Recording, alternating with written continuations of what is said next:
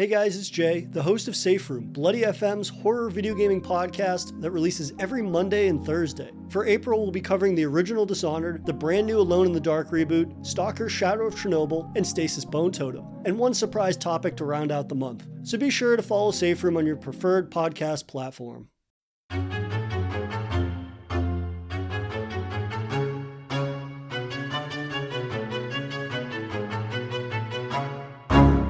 Slashers, huh? What's your favorite scary movie? Not that one.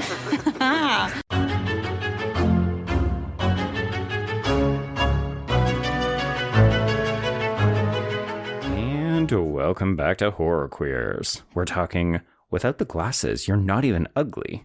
We're talking, why is it when men play, they always play at killing each other? And we're talking, I'm not in the habit of carrying around photographs of my male friends. And I'm Joe. And I'm Trace, and we're talking, I could fuck this icebox, I love it so much. Talk about a character exuding sexuality. This whole movie exudes sexuality. This is a very horny movie for a movie that doesn't really have any sex in it. Truly, yeah, not a single sex scene, and yet it does feel like everyone is fucking everyone else. It really does. But yes, everyone, we are discussing Anthony Minghella's The Talented Mr. Ripley, a little early for its 25th anniversary, which is in December, but just in time for the premiere of Netflix's new series Ripley, starring Andrew Scott as Tom Ripley. Yeah, it's exciting stuff because we're actually getting some queer representation in this queer as fuck text. Yeah, I had seen this once before.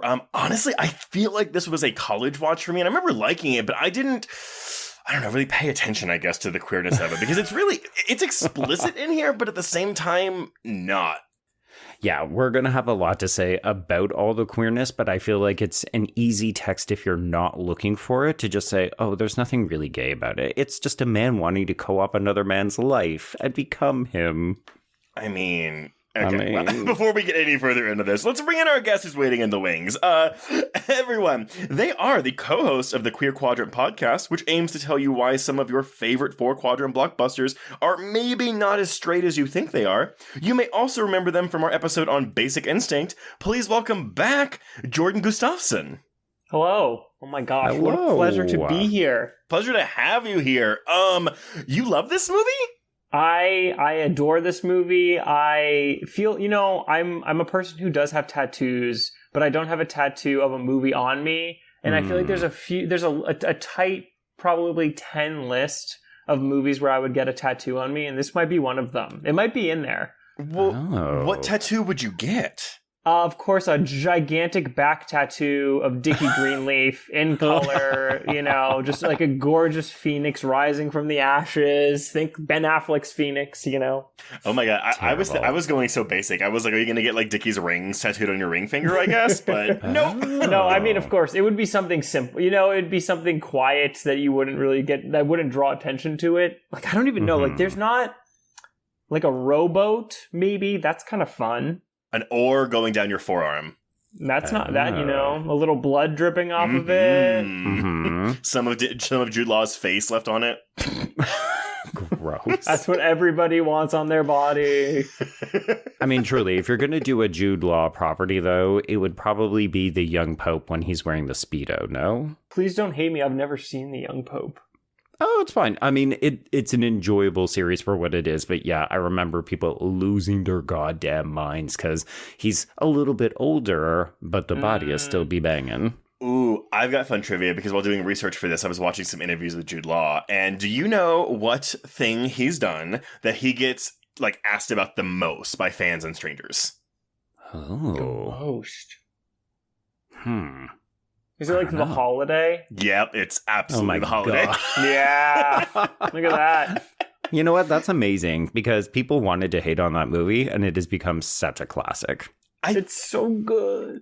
I think it's like that. My husband hates that movie. He is not a fan of The Holiday. I know. Oh, no. I love The Holiday. And I think it's because it's a seasonal thing, right? Like people just watch it a lot at Christmas. But yeah, I don't know. I think as I age, I've never found Jude Law unattractive. I've just never been like super attracted to him. But whoa, no, well, hold on. As I get older, things are changing. Like every time I see him, I'm like, oh yeah, get it, man. Like, so I don't know. I was really stupid when I was young, I guess. Or your tastes are changing. It's your taste. Yeah, you're acquiring taste. You're learning. You're growing as a person. It's like a fine wine. You're coming to appreciate the depth and the flavor and the just absolute chiseledness of that man's face. But even like when he's young, like he is so hot in this movie. He's so hot in this movie. Oh, staggering. Like this is, I think my Letterboxd review said it, but basically I think this is like the hottest movie that has maybe ever existed. Okay. So I'm curious then, because honestly, I mean, I like this movie. I've never met like a talented Mr. Ripley superfan, so I'm curious. Whoa, what is it about this particular film that like just really does it for you? It's interesting because it's like I don't remember the first time I necessarily watched it where like I don't think there was a moment where it was like, oh my god, you know, like what a perfect movie. Yeah, I think it's just kind of one of those movies that you go to again and again, and I think there's something. And I'm not even like the biggest Anthony Minghella fan, but of course I'm a big Matt Damon fan. Sure. But, you know, if it's from Massachusetts, I have to be. But I think there's just something inherently within this movie that I find so... It's engrossing. I think it's a movie that you can find yourself lost in, you know, whether it be like the length, the way, like I think a lot of people like critiqued it for kind of like it lingering too long. You know, kind of, it is a long movie. It is. But I think like, it's kind of intentionally that for you to really feel what it's like to be Ripley getting into, you know, Dickie's life and then like the turns that come. And I think like on a purely like technical level, I think that they're doing a lot here. Like it's gorgeous looking, the production design staggering. Oh, yeah. And then just on a purely thematic level, I think like, as you were kind of talking about at the beginning, I think it's such a rich text from a queer POV. So as have aged into like appreciating, you know, Jude Law, I think as I get older, I appreciate more of what's happening within the queer text of this movie. Okay, well, that just makes you sound really intellectual and smart. It makes me sound like a horn dog. Absolutely. No. Because the real, if you're talking about my base instinct, it's just everyone in this movie is so hot. But also thematically so rich, so clear.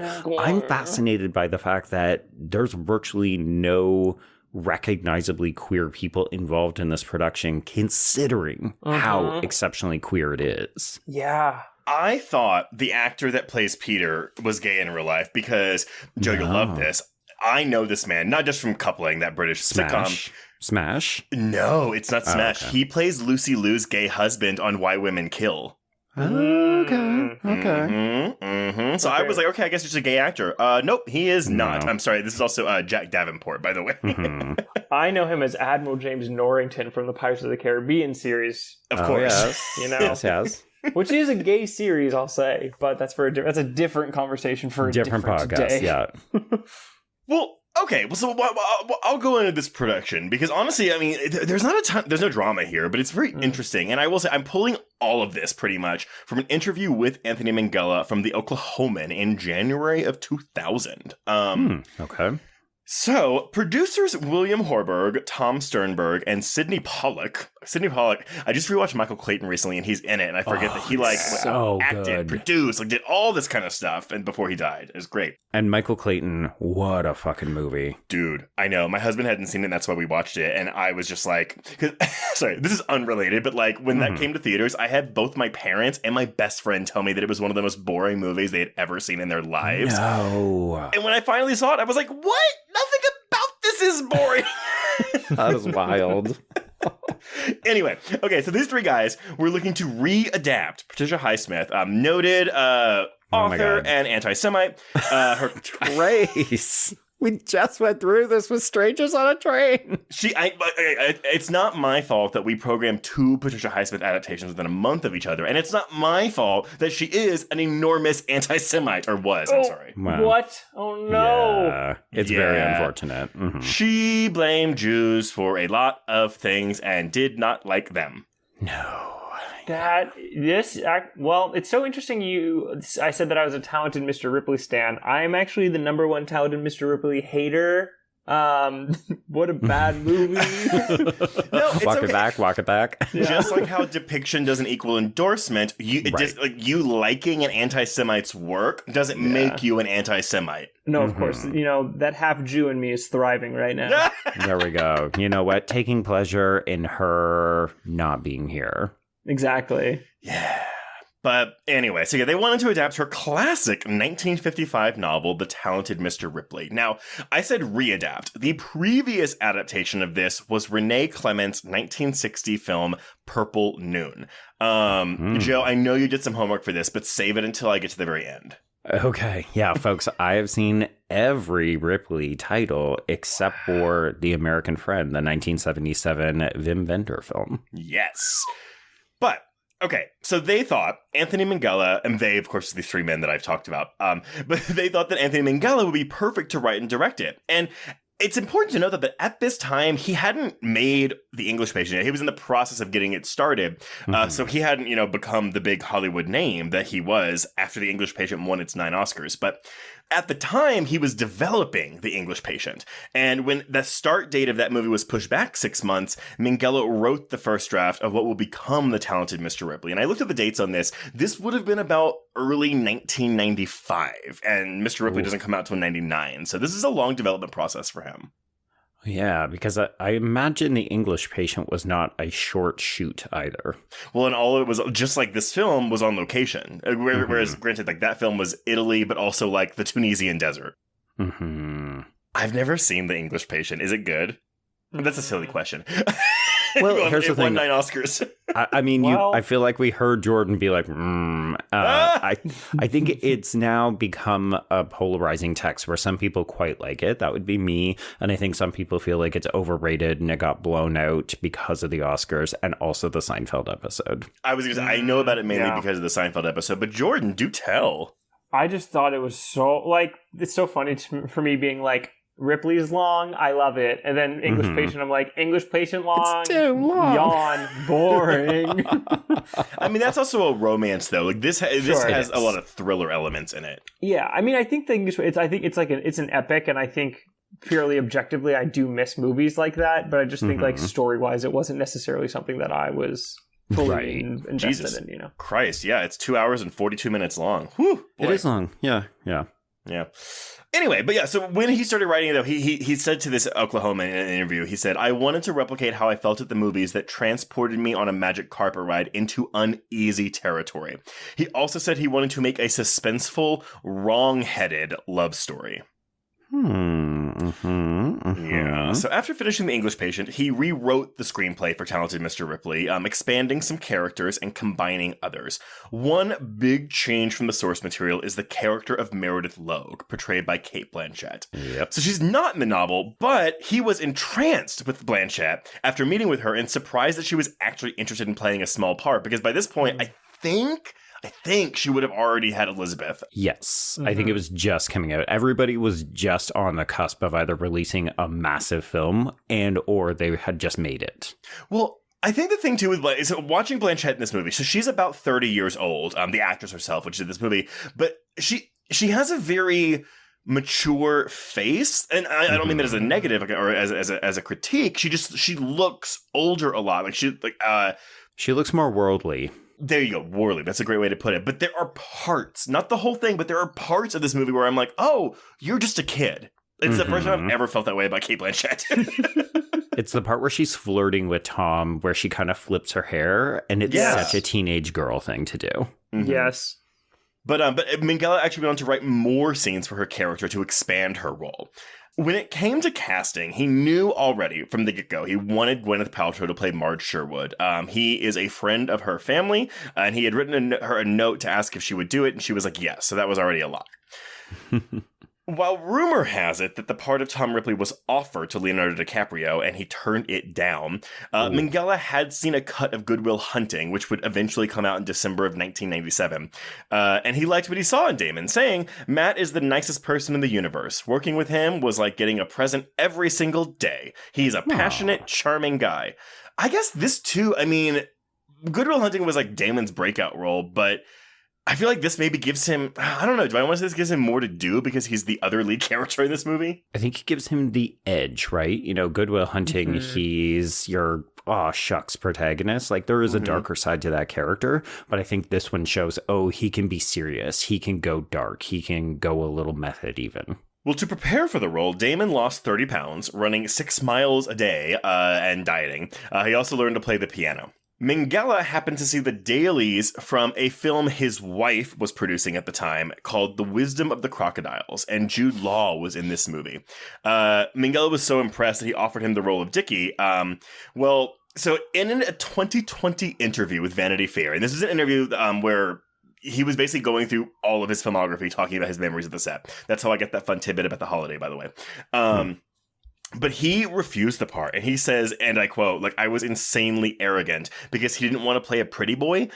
After, like, seeing what was going on with the production, he was like, oh, maybe I should do this. And he accepted it after the fact and learned to play saxophone. That's crazy that he was like, I don't want to play pretty boy, when then the rest of his filmography, like, for 6 years after that is like, I'm playing the pretty boy. Like, the prettiest boy ever. Leading into it.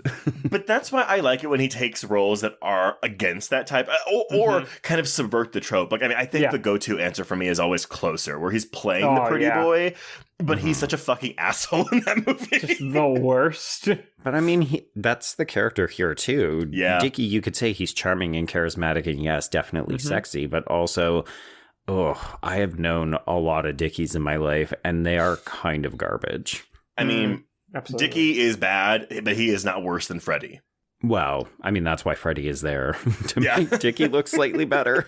Okay, but like Freddy, you have Philip Seymour Hoffman cooking, so then you're like, you know what? Like, he's all right. He's not that bad. No, I never think that about Freddy. Freddy is an asshole.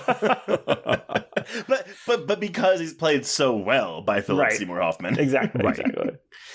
So filming took place in late 1998 from August to December, and apart from the beginning scenes filmed in New York, the film was shot entirely on location in Italy, which was apparently a nightmare. Minghella said that this movie was more difficult to film than The English Patient, and remember, they're filming in the desert on The English Patient, and this was still worse somehow. He says, so while The English Patient had a lot of shooting in the Tunisian desert and in rural Italy, Ripley was more difficult because they had to film in Rome during the day, fighting off tourists as well as onlookers, but on top of that, frequent and unpredictable rain hampered the production, with Minghella stating that they could never get Italy to turn beautiful, which was horrible because the whole point of some of the cinematography is to make this look as attractive and hypnotic as possible. So they would divide the scenes up often into words, go out and get 2 or 3 words in, and then it would just start to pour rain. That's super funny because I have the DVD of this movie, and there's definitely a featurette that, you know, kind of takes you set piece by set piece. And Matt Damon is firmly on record as talking about, you know, it was like being on vacation. We would go out as a crew on the yacht, and it would just be like, we should all hop in the water and swim for a little bit. So that's kind of deeply ironic.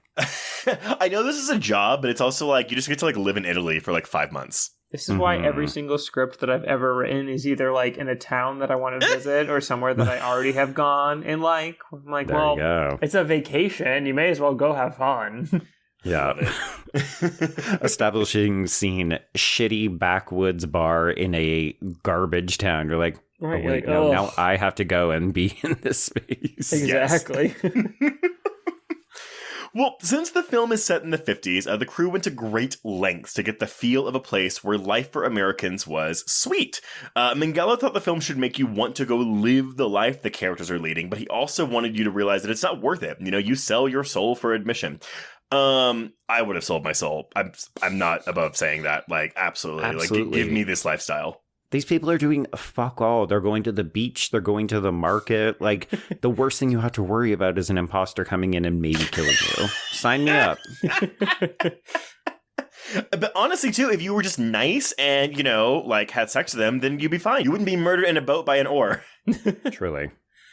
But no, so to accomplish all of this, though, Minghella blended his own deft directorial touches with John Seale's 1950s Technicolor-style cinematography, which I love. The way this movie looks is gorgeous. So pretty. Roy Walker's meticulous production design, and Roth's equally perfect period clothes, and, as we've already said, the most gorgeous cast ever. Mm-hmm. So the talented Mr. Ripley did receive a lot of critical acclaim. It comes out in December of 1999, has an 85% on Rotten Tomatoes, with an average score of 7.3 out of 10. That's actually lower than I would have expected. Oh, Agreed. just wait. Okay, so it's got a 76 out of 100 on Metacritic. Letterboxd users have it at a 7.6 out of 10. But interestingly enough, CinemaScore audiences gave this movie a C+. Wow. It's interesting when cinema goers just have poor taste. It's pretty cool when that happens. So I've been thinking about this today because I found this tidbit of information today, and I was like, why? And I'm wondering if it's just because the villain wins the film, away. and some people don't like that. Absolutely. I mean, it is one of the most devastating endings of a movie. Ooh. It doesn't make you feel good at the No. end. But I think that's what makes it so successful as a movie, personally. It absolutely is, but that's kind of the thing where, the more we talk about CinemaScore, the more Joe and I are like, yeah, because horror gets a lot of bad CinemaScore stuff. Because again, if people walk out feeling depressed or scared or upset, or they think the ending was a downer ending, they will take that out on the movie with their score. And I'm like, that's so silly. That's such a silly thing for me to fathom, but it's what happens. But I think one of the challenges I have with cinema scores is that people don't have any time to digest a movie. They're literally being asked, what would you give this movie as they're leaving the theater? So you don't even have time to reflect on it. Oh, totally. I feel like that's the hardest part about recording a podcast after something new comes out, because you have a day or a week to kind of digest something and try to turn it around or have an opinion on it. But as a people, art isn't that quick to have a decision on. and that's why, though, people have taken major film critics to task for their negative reviews, be it Roger Ebert or Leonard Maltin. But again, both of them have gone, many critics obviously have gone on to change their opinions on films, sometimes popular ones, sometimes not, but that's just kind of what happens. So I really hate it when people hold a really negative or really positive review that's going against the grain, I guess, against the film critic. It's tough. I feel like a lot of people don't trust film criticism because we've been told, or maybe it's been slightly diluted in the age of the internet, but I think we can probably, all three of us, point to a couple of different takes where we've had that, in hindsight, you look back and say, what the fuck was I smoking? It's that age, right, Jordan? Nevertheless, this film went on to receive 5 Academy Award nominations, losing all of them, but not enough noms. So it's so funny that Jude Law rejected this role because he got the only acting nods. So Jude Law was nominated for Best Supporting Actor. He lost to Michael Caine for The Cider House Rules. Ooh, okay. Not my favorite. Minghella was nominated for Best Adapted Screenplay, but lost to John Irving for The Cider House Rules. Oh boy, 2000. What are we doing? Well, I think, though, again, this is 2-3 years after The English Patient. I'm sure they were like, oh, Minghella's already had his shot. He got 9 Oscars for that movie. Right. It was also nominated for Best Original Score for Gabriel Yared. He lost to John Corigliano for The Red Violin. I'm sorry, quickly Googling, what the hell is The Red Violin? I know. Motherfucker, that's a Canadian movie, so... The other one, so this one I didn't know. Best Costume Design, this lost to Mike Lee's movie Topsy Turvy. Okay, good movie. That one does have really, really good costumes. But does it have a green bathing suit? Oh, boy. The coming out experience that green bathing suit inspires. Now, for the last one, I'm going to have y'all guess what beat this movie. The last thing this movie was nominated for that it lost was for Best Art Direction. Now, think really hard about what 1999 film could have won the Oscar for Best Art Direction. See, ironically, I want to say Eyes Wide Shut for all of these, but I know that movie got 0 Oscar nominations. Here, Joe, I'll give you one big hint. We have covered this film. Whoa. 1999? Mm-hmm. And we've covered it. Mm-hmm. Is it The Forsaken? That's the 2000s. I know, that's the wrong year. It was Tim Burton's Sleepy Hollow. Oh, good movie. Oh, interesting. Mm-hmm. So, yes, as I said earlier, The Talented Mr. Ripley was not the first adaptation of a Ripley novel, but rather the third. Purple Noon was the first one, and then Joe, Wim Wenders' 1977 film The American Friend, which is an adaptation of Ripley's Game, the third novel in the series, but has no relation to Purple Noon. No. None of the movies are connected to each other. None of them speak to each other. That's the thing. So anyway, then we have this one. And then in 2002, we have Ripley's Game with John Malkovich. Then finally, we have in 2005, Roger Spottiswoode, P.S., the director of Terror Train, his film Ripley Underground, which is the second novel in the series. So, none of these are connected. But I think I was just shocked because Talented Mr. Ripley has been adapted twice. The third book, Ripley's Game, has been adapted twice, and then that second book was only adapted once. And so, Joe, you being familiar with this stuff, are they connected very well? Because I'm just shocked that we can just do one-offs of all these books. Yeah, so we were talking about this off air before we hit record, and there's a 14-year gap in book chronology between Talented Mr. Ripley and then the second novel. So it is possible to just say, oh, and now we're touching base with an older Ripley, and that's where you go with these other films. I do think it's a little bit weird that nobody really tries to connect them. Yeah. But I will say, I'm prepared to give my rundown of the various films. So Purple Noon is a French film. And I will say, if you think that the cast of this movie is attractive, Ripley is played by Alain Delon, and he is possibly the most gorgeous twink I have ever seen in my life. It sounds like I'm being histrionic. You have to go and look this man up. He is so fucking beautiful. His face could smash a windshield. Good Lord, I'm looking at him now. Whoo boy. It's also wild because he's not just a pretty face. He's one of France's most popular actors. Oh my God, he looks like a gay porn star. He really, really does.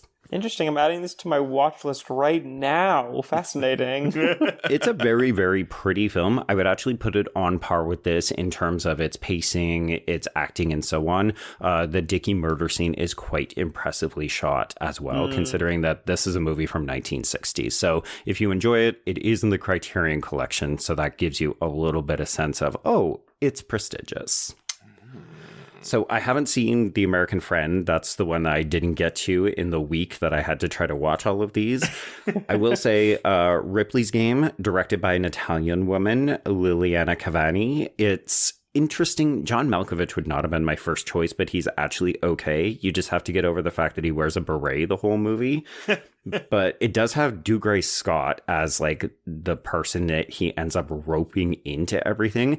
The dialogue is choice. There are so many really bitchy insults in this movie. It also has a young Lena Headey as Dougray Scott's wife. She doesn't get a ton to do, but it's interesting to see her actually be in a movie before she's a big star. Yeah. It's so fun. And then Ripley Underground is bad. It is just unabashedly a not good movie, but the cast is wild. It's Barry Pepper as Tom Ripley. Atrocious casting. He is awful. He also has terrible hair. I could not get past it. But Alan Cumming is in this movie as a shady art dealer, and he is channeling Josie and the Pussycats energy. So there's one point where somebody dies in a car accident and he just starts doing coke, and he's like, this is the reason cocaine was invented. This is maybe the worst hair I've ever seen in my life. It's so bad. It's also it's 2005, so it is aggressively mid 2000s in all the wrong ways. It's not set in the 2000s, is it? I think it's set in time indeterminate. I do think it's meant to be a contemporary film, but yeah, it's giving Basic Instinct 2 meets The Whole, and I don't mean that in a complimentary way. This is what Tom Wilkinson, Jacinda Barrett, Willem Dafoe. What is this? Yeah, it's wild. If you're looking for something that's just bizarre, it is interesting, but I can't say it's a good movie. Just the name itself, I feel already gives you questionable vibes, Ripley Underground. You're okay, but my big question for you, Joe, is: do any of these films emphasize Ripley's queerness. So that's the other fun thing. And you can blame Patricia Highsmith for this because she gets rid of all of the queer coding in subsequent books. So all of the movies do as well. Yeah, she has Tom Ripley get married in the second book. What? See, because I saw that she's on record as saying that she does not think Tom Ripley is gay. So I'm guessing that's why she maybe that's why she came back 14 years later to be like, I got to set the record straight. Interesting. Patricia Highsmith may be the worst person ever now. Sorry. Well, yeah, can't really trust her. The other weird thing is that I think she only went back to this because it was such a popular book. Like, this very much feels like how we look at some YA authors now, where, you know, I want to go and write other things, but everybody just keeps asking me, oh, where's the new Bella and Edward adventure? So I keep writing Twilight books. Cough, cough, right. Stephanie Meyer. But yeah, I mean, I've also read the book, and it is very queer, like more queer than this movie, and more queer, I would say, than the Ripley TV show, which is probably the second or maybe first queerest adaptation. Okay, so having not read the book, you say the book is that queer, but she doesn't think it is. So what the fuck was she doing? Oh, it's fully queer. Like, not only are we using queer as a word to describe Tom, like, you see it in some of the language that Marge has in this film, because Minghella is directly adapting choice words and quotes from the book. But yeah, it's firmly, like, Tom wants to both fuck and be Dickie, and that is extremely evident in the book. But she's just like, no. No, he's not gay. What are you talking about? She just walks it back. But also, like, we're talking about an author who was older, and this is in the 50s, 60s, 70s. Right. I do have I mean, this is, I feel like so fascinating to me because, like, Patricia Highsmith was queer and, like, was famously, like, you know, very vocal about her queerness.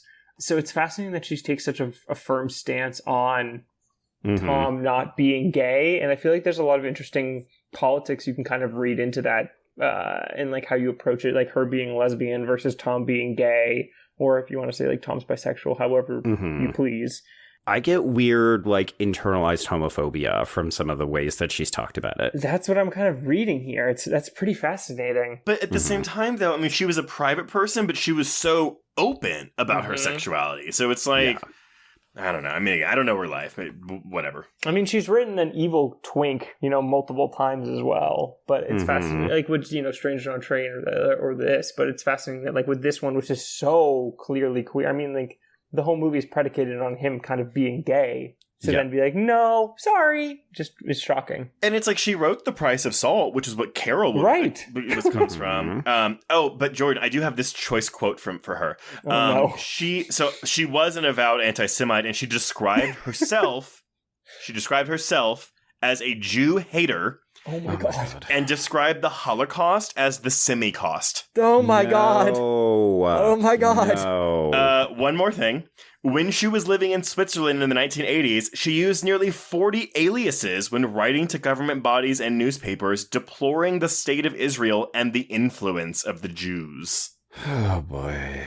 So I think when she got older, she fell into some hard times. And by hard times, I meant fell into anti-Semitism. Yeah. Jesus, that's maybe being generous and kind. That's very much so. Fucked up. Oh my God. Well, she also was racist.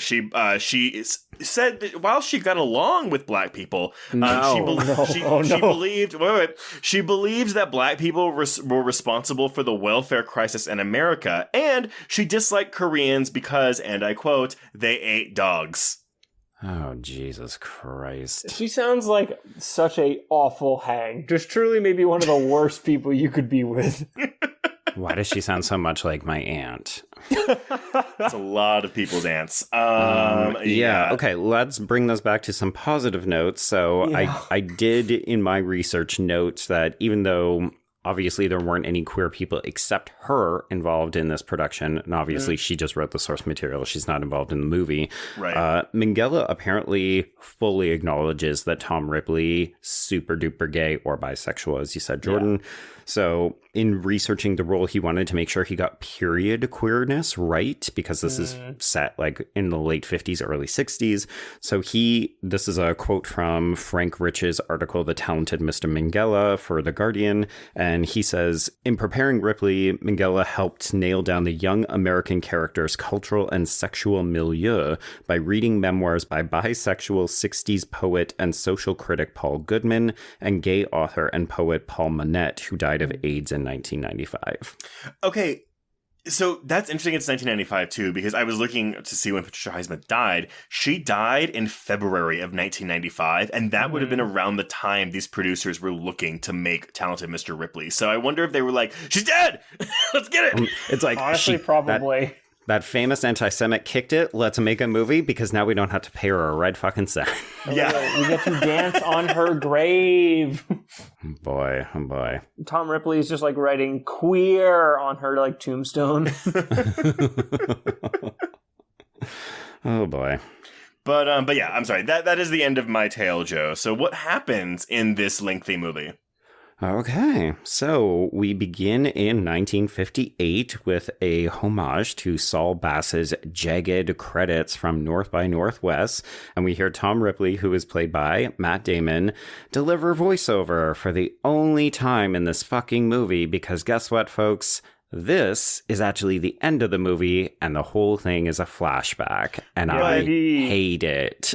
Okay, but why do you hate it? I know this particular narrative device is a pet peeve of yours, Joe. Because this is so fucking unnecessary. Yeah. Just open the movie with the Greenleafs approaching him at the party. You don't need this scene for this movie to work. But at least it's not like, we're starting in the boat and he's holding an oar looking distraught. Sure. And then it's like, I can't believe how I got here. And then we flash back. Can I come in with a hot take? Yeah. Absolutely. I think I actually like it. I understand I usually actually hate that framework. And Trace, you just said a version of it that just made my skin crawl. Yeah. Mm-hmm. But I think like what Minghella is going for, like this kind of like 50s formalism, it kind of fits with this opening where it does kind of like the whole movie is structured and feels like a movie that would have been made, back in the day. So I'm glad you said that, because the closest example to that I can think of from a modern film is like Todd Haynes' Far From Heaven, where he's like really emulating a Douglas Sirk film from the 50s, but like in 2002. Yeah. Whereas this, is a 50s film, but like in 1999. And the melodramatic touch, right? Yes, 100%. So I can tell you that the Ripley TV show does open on one of the two murders. It is actually Freddy's murder, though, and that happens in episode 5. So we start with that and then jump back, and Dickie's murder is episode 3. Okay, so you don't like it in that show, I'm assuming? It's another one of those things where I understand why we do it. We're trying to hook people to get them excited. Ooh, okay, we're opening with a murder. How did we get here? For me personally, I just don't ever feel that it is justified, because then you're just telling me and I'm waiting for it. The conversation we've had about trailers, Trace. No, absolutely. And I think, again, I can't think of a specific example, but I think there is a way to use this where it does add suspense to things, but more often than not, it's a lazy way of being like, hey, y'all, we've got a slow start, but it'll get better, I promise. Right. Yeah. I'm always a little more forgiving of it when we're not starting at the end and going all the way back to the beginning. Like, I'm a little bit more open if it's here's middle of the story, but there will be more that follows after that, which is the case for the TV show. And Jordan, I'd love to hear your thoughts on this, but for me, this doesn't bother me because what we see of the quote unquote future is just him playing the piano. So it's not, we're not getting spoiled with anything. We're not getting teased about some big event that's going to happen later. It's just him reminiscing while he's playing on the piano. So this doesn't bother me. This is fine. Yeah.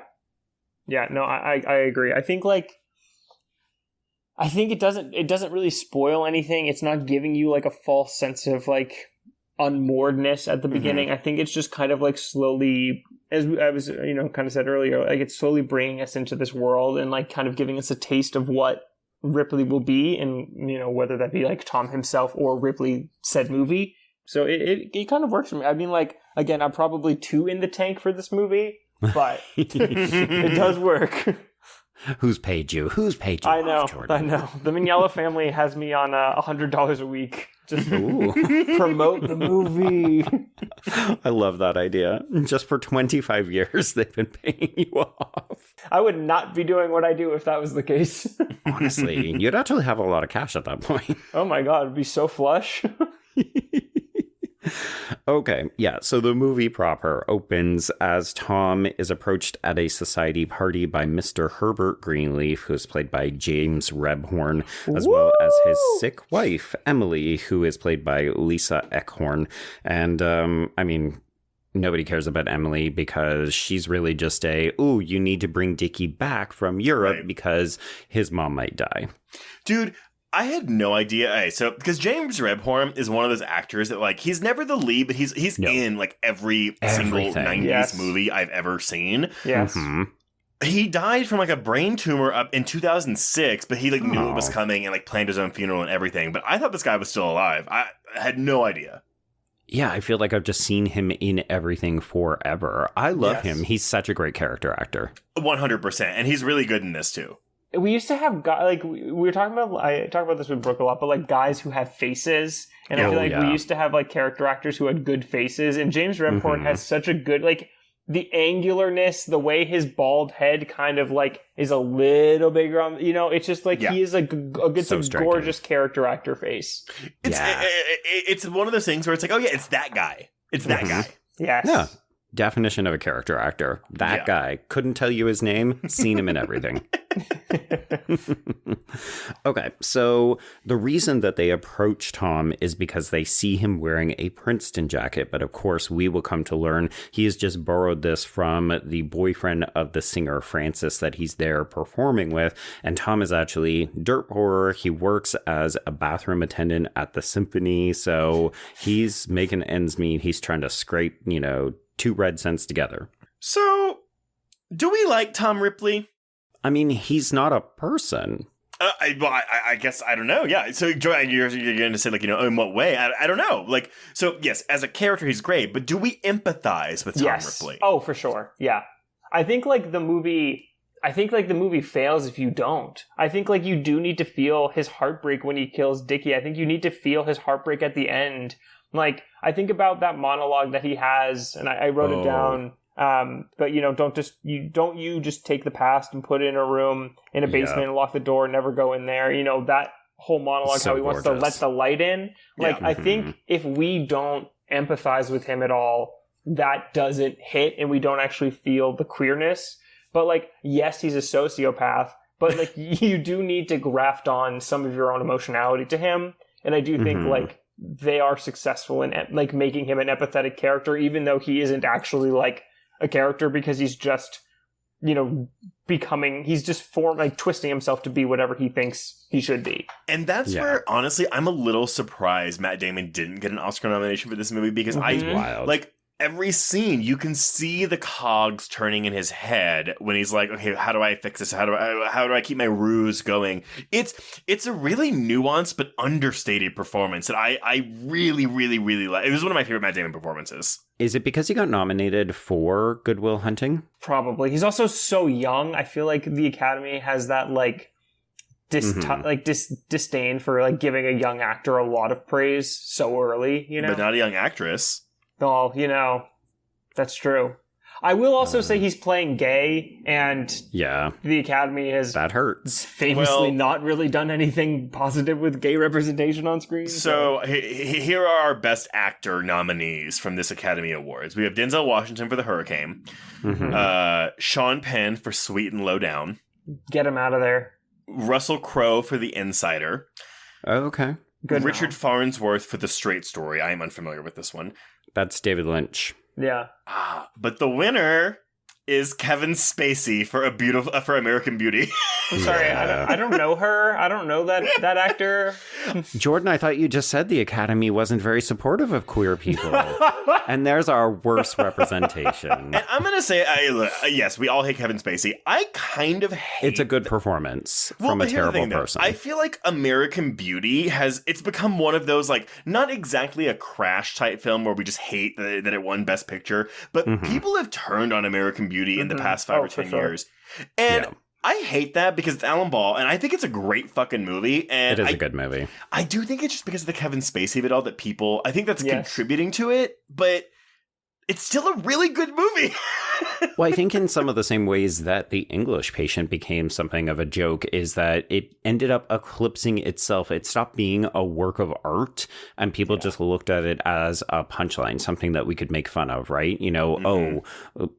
How stupid is The Bag in the Wind? And you're just like, that's one tiny piece of this. The movie is quite a bit more nuanced than that. I think it's like the Kevin Spacey of it all is honestly like, I just truly don't know if I will ever be able to watch that movie. Like, I don't know if I would want to, but it does leave you with such a poor taste in your mouth now. Ooh. So I'm just curious, Jordan. So, like, do you find it difficult? Like, I mean, Kevin Spacey as one example, but like insert whatever problematic actor or actress in that spot. Like, do you have trouble watching actors who have done horrible deeds in real life?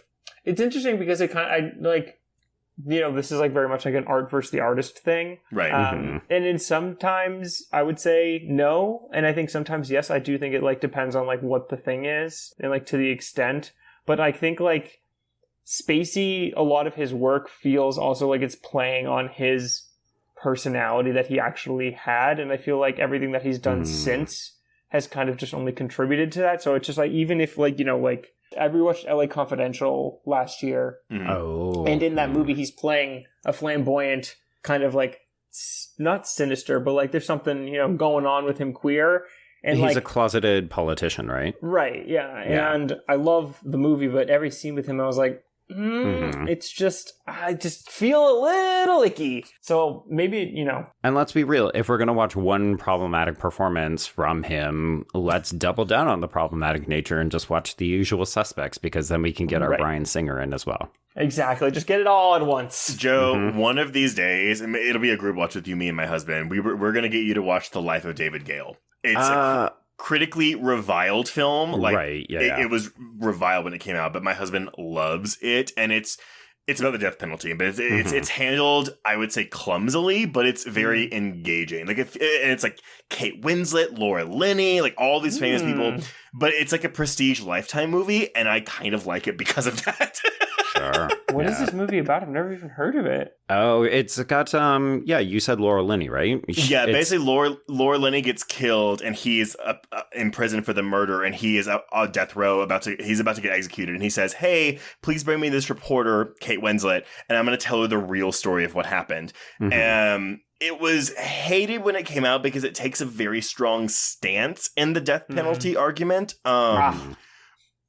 I would argue the right stance, but the way it goes about it is a little manipulative. But that's where the Lifetime part of it comes in. Sure. Big recommend, but like it's clunky. That's all I'll say. Gotcha, is it over or under Pay It Forward? Oh, it's better than that. I don't think it's not going to make you cry, but it is going to make you do that whole thing where you're like, "Oh my god, this is so tasteless, but I love it." I mean, that does sound like you. Yeah, exactly. I like Tasteless, Pay It Forward, though, because that, as manipulative as Pay It Forward is, I sob like a baby every time. Because that's what that movie, it's manufactured in a lab to make you cry. Okay, we've 6 degrees of Kevin Bacon our way, very far away from talented Mr. Ripley. So let's come back. So, as Jordan alluded to, we do get a sense of what Tom's life is like so that we can begin to empathize with him, even if we still don't really know who he is, right? Our introduction to him is literally being an imposter. He's taking somebody else's place and then playing off of it. But, we get to see him studying up on jazz because he's going to take this job. We also learn that he's got a terrible, shitty apartment. So the prospect of being paid $1,000 to go on first class luxury steamliner across over to Italy and bring this rich brat back. Sure, that all sounds great. Who among us wouldn't do that, Yeah, because his life just doesn't seem great, so he's got nothing going on. In the book, it's much more evident that he is crashing with somebody that he has probably fucked, and that's also driving him to want to get out of there because it's just an uncomfortable situation. But, so So we get on the boat. It's great. And then as he's getting off to go through, customs and security, this is where we are introduced to Meredith, Cate Blanchett, and they connect because they're both traveling under aliases. And we learned that she is super rich because her family's in textiles, but they bond over this. Ooh, it's actually really hard to be a rich person. And this is funny because we know emphatically that Tom is not rich, so the performance is already on again. He does introduce himself as Dickie as well. Which is silly, right? Because this will kind of be his undoing for the rest of the film. Yes.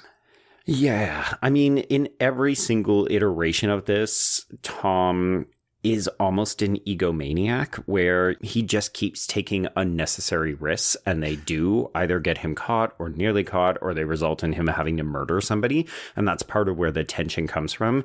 But he also clearly cannot help himself from doing it. And that's why it just keeps happening. But I think, and that's where the casting of Matt Damon is very crucial to this, or that super hot, not gay porn star twink from Purple Noon. Mm-hmm.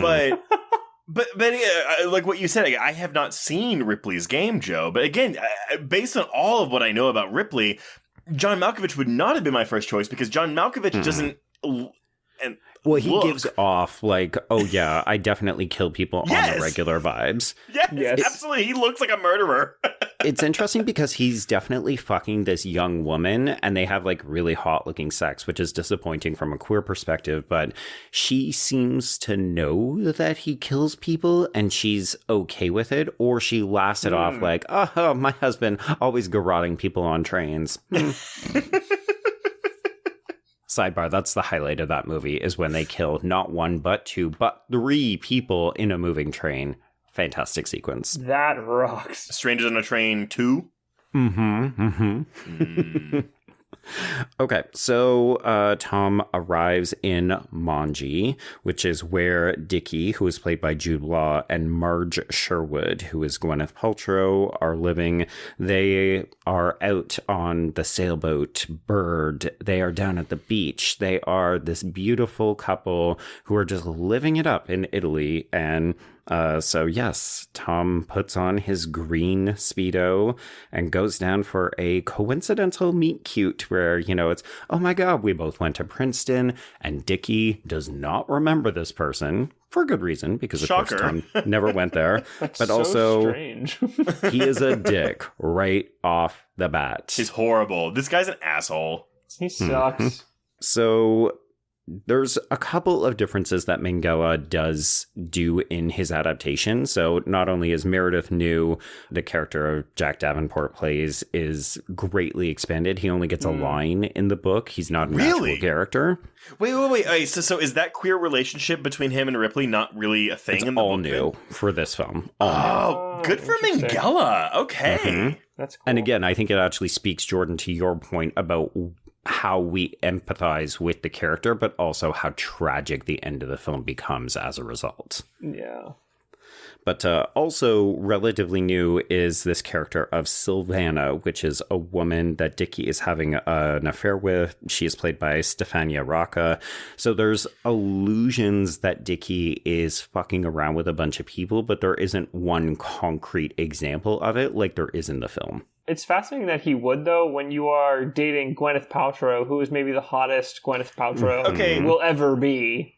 I will say, though, like, I've seen this movie 3 times, and both times, and every time I watch it, I'm like, I think Gwyneth Paltrow is good in this movie, but the character of Marge is so boring to me. Like, I think I like what she gets to do at the end, when she gets to act like scared as fuck, but she's just playing like a damsel, and I'm just kind of like, ugh, like, Marge, you are a horrible character. I don't care about her at all. Well, but I would argue that's the point because it's filtered often through Tom's perspective, and Tom sees her as an impediment to getting to Dickie, so he's seeing all the negative attributes in her, right? Oh, she's a bit shrill, she's naggy. We should also note that this movie is a prime example of like, oh, hey, maybe believe women because all the men are so fucking misogynistic to her. I mean, literally the only way Tom gets away with this is because of misogyny, because all the men are like, oh, what a silly woman. What a stupid bitch. Why does she think he killed Dickie? So awful. Yeah, so we're getting to know Tom, or rather Dickie and Marge are. So they invite him over, and this is the point where Dickie says, "Oh, everybody has one talent. So what is yours?" And I think this is again an example of Tom's cheekiness. He says things like, "Oh, my talent is forging signatures, lying, and also I can do impressions." And then he does Mr. Greenleaf, and it's so convincing that Dickie actually makes him repeat it for Marge, who didn't hear. But you're just like, dude, that means he can do anybody, and he could do you. Yep. Walks right into it. Truly.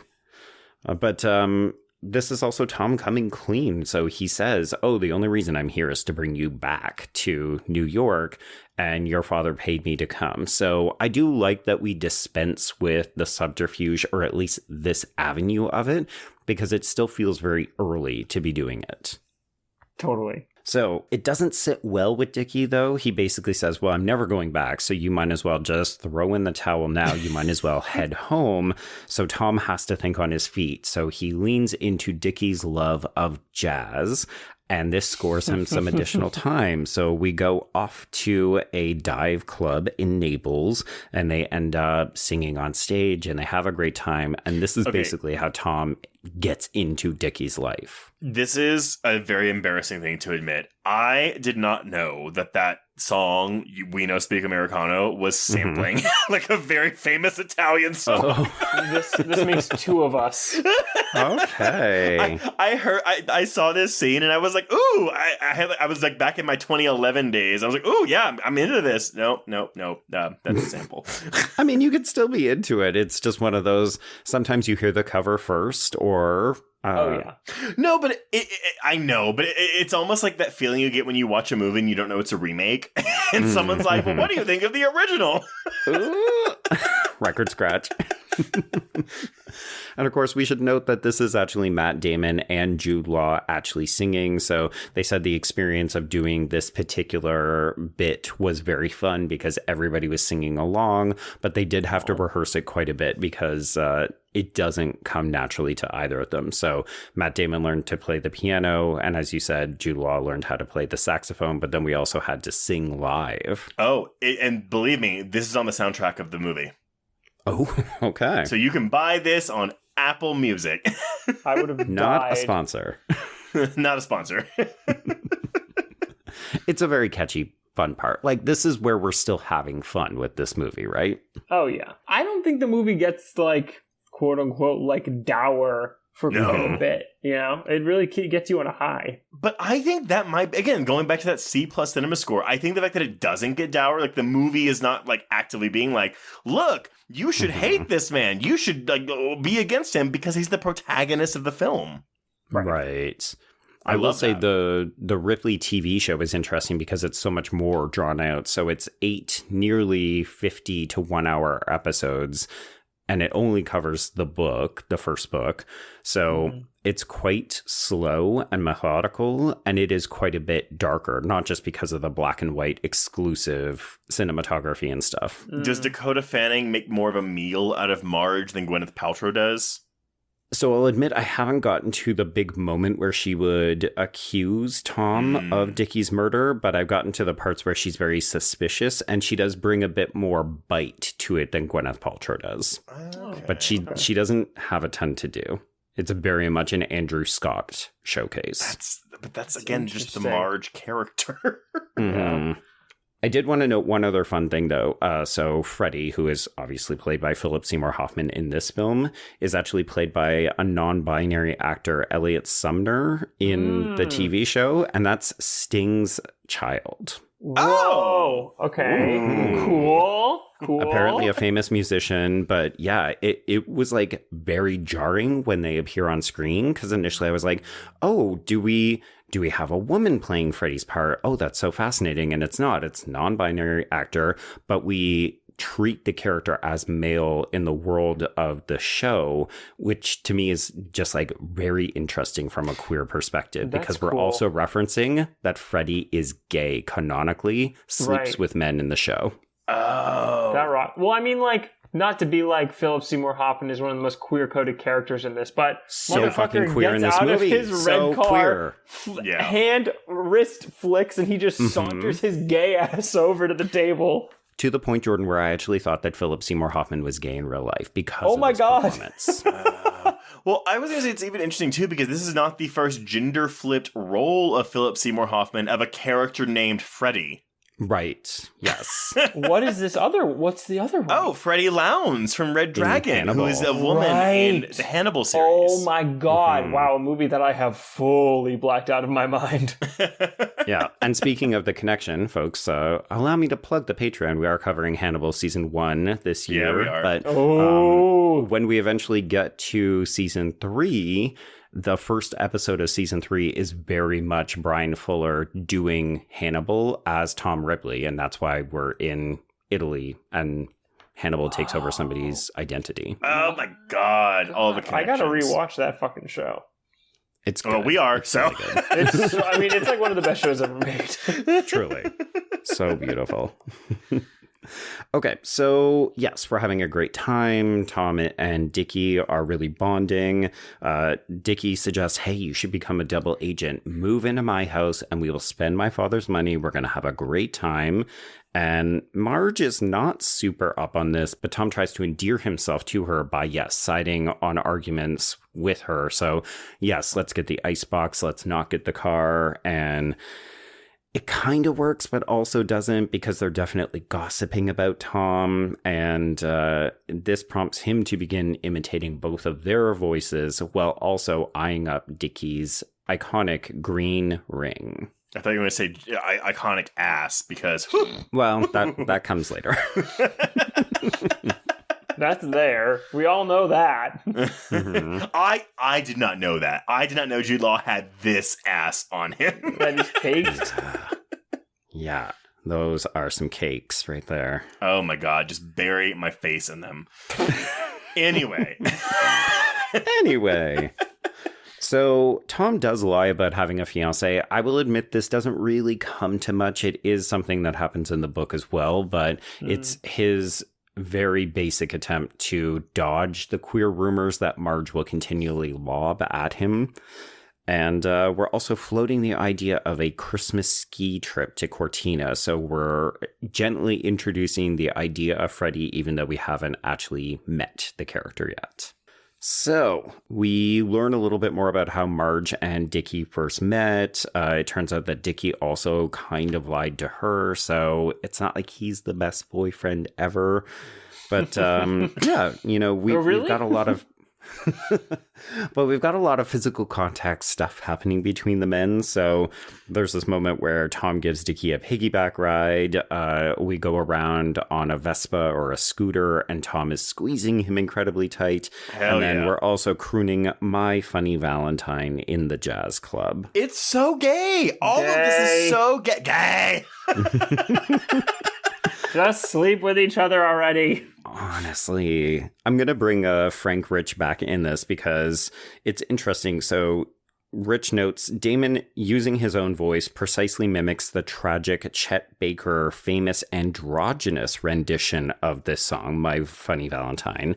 And the lyrics carry the longing of its tragically unhappy author, Lawrence Hart, a closeted, alcoholic homosexual who saw himself as a graceless outsider among the glamorous showbiz elite. Sound familiar? Interesting. So, Dickie is realizing he doesn't know much about Tom, so he does try to get some details about his life in New York, and Tom is, as always, dodgy and doesn't want to talk about it. Shocking. But he does want to see how Dickie signs his signature, which is just like red flag. But you know, it was the 50s. They didn't know any better. Truly. Mm-hmm. But I find like handwriting analyses so fascinating. So when it's again, but this is also very hot when he's like, yeah, look at this, the way you do your T. It says this about you. And I'm like, fuck him right now. Fuck him. Well, it's funny. He says that he has a tragic past, but that he also, I think he says vain or something like that. Yeah, there's a level of vanity. And you're just like, oh, he nailed Dickie in one right there. Yeah. I mean, Dickie hasn't done an honest day's work in his life. No. Which I wish, right? I mean, is like, Dickie wouldn't that be the the worst life? character of all? Like, he's lazy. He's just sleeping around. He's cheating. That's what I'm saying, though, is I don't really feel bad when Dickie dies because I like Dickie. I feel bad when Dickie dies because I know what this means for Tom Ripley. Yes. And isn't that a weird concept, right? Think of how closely we're aligning our empathy to what will eventually become a serial murderer in this movie, as opposed to just the shallow, vain playboy. But okay, but I guess, so for the three of us, do we think that maybe it's because we are queer people, like, empathizing with a queer person in the 50s? Yeah. For sure. Especially in this film, from what we eventually learn about him. I'm not advocating for murder, and I feel really bad for Peter because he didn't deserve that. But, like, I mean, Dickie had it coming. Yeah, I mean, like, he definitely had it coming. I think it's like we are supposed to empathize. I think it's also like, not to be like, Tom, this is a first crush, but I do find what's fascinating is like, they are also pitched so young that this love that Tom has, this obsession and everything, it does kind of give you this early love. You're obsessed with this person. You want to like know everything about them. You want to wear their clothes, like a very I thought you were going to say wear their skin. I mean, also that. Depends on how intense the relationship is. Exactly. It's a little Hannibal of a situation. Right. Yeah. But I think that's kind of what makes his interest, because it's like Dickie isn't the most, exciting of a person, but to Tom, Dickie is. And so then we, through that, are like, okay, what is this Dickie guy? Like, can we like find some interest in him, Well, that's why I find it so funny that people would watch this movie and say, it's not really queer. It's just about how Tom wants to be rich and have this lifestyle. It's the thing that he covets. And I think, yes, obviously that. But if you don't understand the queerness in longing for a member of the same sex, like I used to tell myself when I was closeted, I'm not sexually attracted to that person. I just want to be them. And it's like, no, that is part of you wanting to fuck them. Okay, I'm poking fun at you a little bit, but not really, but kind of, yes.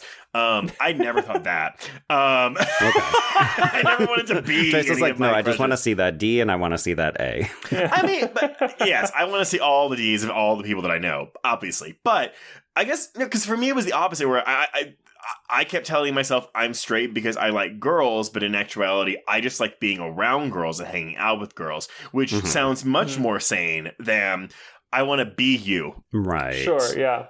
Okay, well, Jordan, as a bisexual, I'm putting you on the spot. When you look at this movie, like, do you read Tom as bisexual? Or do you just see him as kind of, no, he's a closeted queer who just can't accept what he is? That's so interesting. Yeah, so I guess it's, I always read him as a closeted gay man versus a closeted bisexual, and I think it's just due to his attraction to Dickie and then the relationship at the end, in the bed and everything, and I think it's like those are the moments that feel the most truly raw. And I think it cuts through the facade of who Ripley is and like what Ripley has put himself out there. Whereas, like, even though I love Cate Blanchett and their flirtation is amazing, I do feel she's really good chemistry. Yeah, I think she it's is. Yes, I think it's like more of a like not friendship, but I think Ripley is putting on a little bit more, and I think she is giving into it, and like Ripley himself is already adopting, the Dickie name, so it's like he's not even treating this flirtation as something like it's not true him. to him. It's Dickie. Like the moments that are the most real for Tom are with men and like in these quiet moments of intimacy. So I think that's why I always kind of put him in a more gay man. Wait. So, okay, so Jordan, and I guess Joe too, like, so do y'all, how aware do you think Tom Ripley is of his own sexuality? I think aware, but I think he's deeply in the closet. Not in the closet, but I guess, he's just unwilling to accept it. Yeah. Okay, really? I guess I don't know. I don't even know if I'm willing to accept. I feel like he just wants to. I think Tom wants to so deeply come out, but like because of like the world, because of who he is, and sort of like all of these obstacles in his way, he can't. Which is kind of how I look at that last, the monologue that I talked about earlier, where it's like I think he knows who he is and where he's talking about literally like in the ending of the movies, you know, like the door swinging, you know, so he's literally like putting himself in the closet. Yeah. That's, I guess for me, I almost watch this as him getting to Italy, because there is a moment, I don't know if it's already happened, if it will happen soon, where he walks down the street and he sees two gay guys like sitting with each other. It's coming up. Okay. But it almost feels like this is like, he's like, I can be like this here. And he's not being full out and proud, but he's like, okay, Italy's different than America, so I can be like this. And I never view his hiding his sexuality as like, I'm closeted, I'm ashamed. It's more so I have to be like this because this is what society wants. I guess I watch this as, he knows he's gay and he's fine with it, but he knows how he has to navigate social circles in 1955 Italy. That is fascinating, Trace, because in my notes, in that moment where it's a fleeting image, right? It's basically when Dickie is kicking him to the curb. I'm going to go with Freddie. You go and explore Rome by yourself. And I read the look on Tom's face as a moment of disgust. Interesting. Like he sees a public display of affection between two men and he just goes, ugh.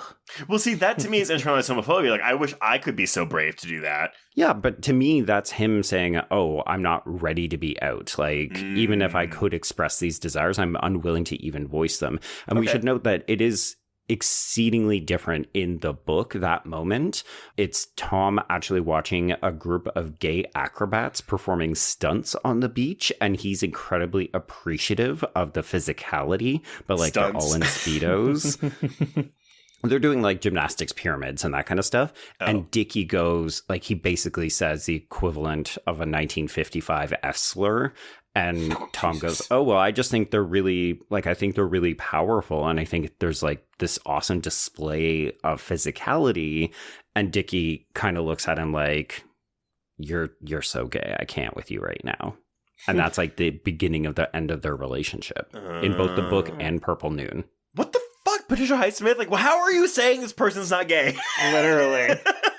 But in the book, Tom never admits it. Like, he always fights against it whenever somebody suggests that his relationship with Dickie is too intimate, or like Freddie and Marge both sort of say like, you're homosexual, you're queer. And he always is like, no, I'm not. How fucking dare you? I'd have to look at Patricia Highsmith's like biography to be like, because again, I wonder if we said she's an out and proud lesbian, but I wonder if when she was writing this, if she wasn't an out and proud lesbian and she was kind of injecting some of her own feelings into this character. See, I didn't know that she was proud. I just thought that it was like a thing that people knew about her, but I didn't realize that she was happy with it. Well, you know what? Proud may be the wrong word, but she was outspoken about it, meaning she didn't hide the fact that she was a lesbian. Right. Okay. Okay, so this is actually all good conversation because we are up to the bath scene, which is the first very visual evidence of it is Tom wanting to get in the bath with Dickie because he's quote unquote Let's cold. Fucking go. Dude, I had to unzip my pants because my boner was so strong. Christ. I feel like this is also an apt time to say, hey, do you folks feel like there's been a recent popular film that made a lot of waves for a certain bathtub scene that is aping this? Jordan! Oh, no. Would you like to tell us what that film is and what your thoughts on that film are? Well, of course, it's the phenomenal film Saltburn that I absolutely adore, that I think is so smart, and I think is taking all the best lessons from the talented Mr. Ripley. Oh, boy. I'm going to say the sarcasm's not coming through quite strongly enough, so Jordan doesn't believe a single word he just said.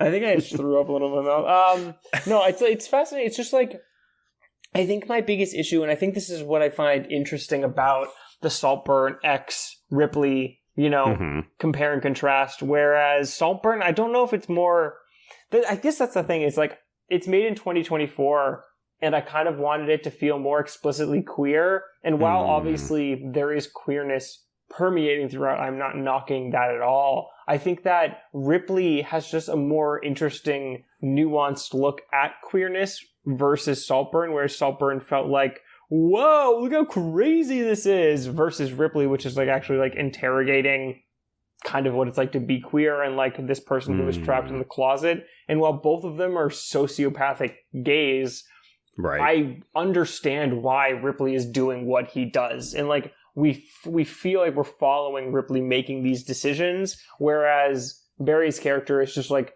doing stuff to do stuff. And then the whole twist at the end, quote unquote twist, which was not a twist, but like the reveal of it is just, it just feels like it takes away from everything, whereas Ripley, the ending is so impactful and devastating. So I think it's just like the two movies are they're following a similar trajectory, whereas one feels just like a lot more, I don't want to say intelligent, but I think it's like chewing on a better steak than what the other is. Drinking. That's a better critique than I would have expected from you based on your reaction to the word Saltburn before we started recording. No, I quite like Saltburn. I did remove myself from the discourse of it because I got real tired of it really quickly.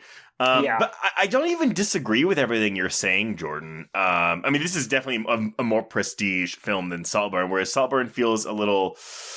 I want to say salacious, but again, I know the complaint about that movie was, this movie thinks it's being so weird and edgy, and it's not. But again, my parents watched that movie. I think it was for straight people. Well, my dad called me afterwards because he really wanted to watch it, and I was like, I don't know if you're gonna like it. And he called me afterwards. It was like, oh my god, and I was like, yeah, that makes sense. So I think it's really wild and crazy for a certain sect of people, but definitely not queer people. Yeah. Know what this feels like. The debate, it kind of synthesized to me as, Saltburn is Cruel Intentions to talented Mr. Ripley's Dangerous Liaisons. Yes. Where it's like, it's a younger version of it, and it thinks it's being a little bit more edgy, but yeah, it's not going quite as deep. Oh my god, you just bumped up my 3.5-star rating for Saltburn up to a 4. Thank you. I like both movies, but yeah, I think, Jordan, the other thing that you're sort of saying quietly is that it doesn't feel like it's trying to go as deep. Like, that's never the intention. And for some people, that's going to be fine. And for other folks like you, it's just like, but I've got this other text, and I think it's just trying something a little bit harder. Yeah. Like, it's doing what I think Ripley does, just while it looks pretty, and I think like it, some interesting stuff. I just think it ultimately like I think the story center of it is so flimsy that once you start to like pull apart the pieces after you get through the excitement and like the craziness, of it, then it starts to kind of fall apart. And I think like this is like a more like not interesting, but like something I'm fascinated by, and I'm sure you are as well. You too, is the like representation of like gay or queer people in like today's movies. And like I think like when you are doing something that is so specifically about like obsession and like queerness or bisexuality or what have you, I just wished that it like was doing more with that. Right. I'm just like, if we're gonna have something like you're finally getting a queer thing made, let's make like it fucking queer. Do something, versus just like, let's make it I guess though, because I saw so many why don't they just fuck in Saltburn? I was like, but like what makes it hot is that they don't fuck in Saltburn.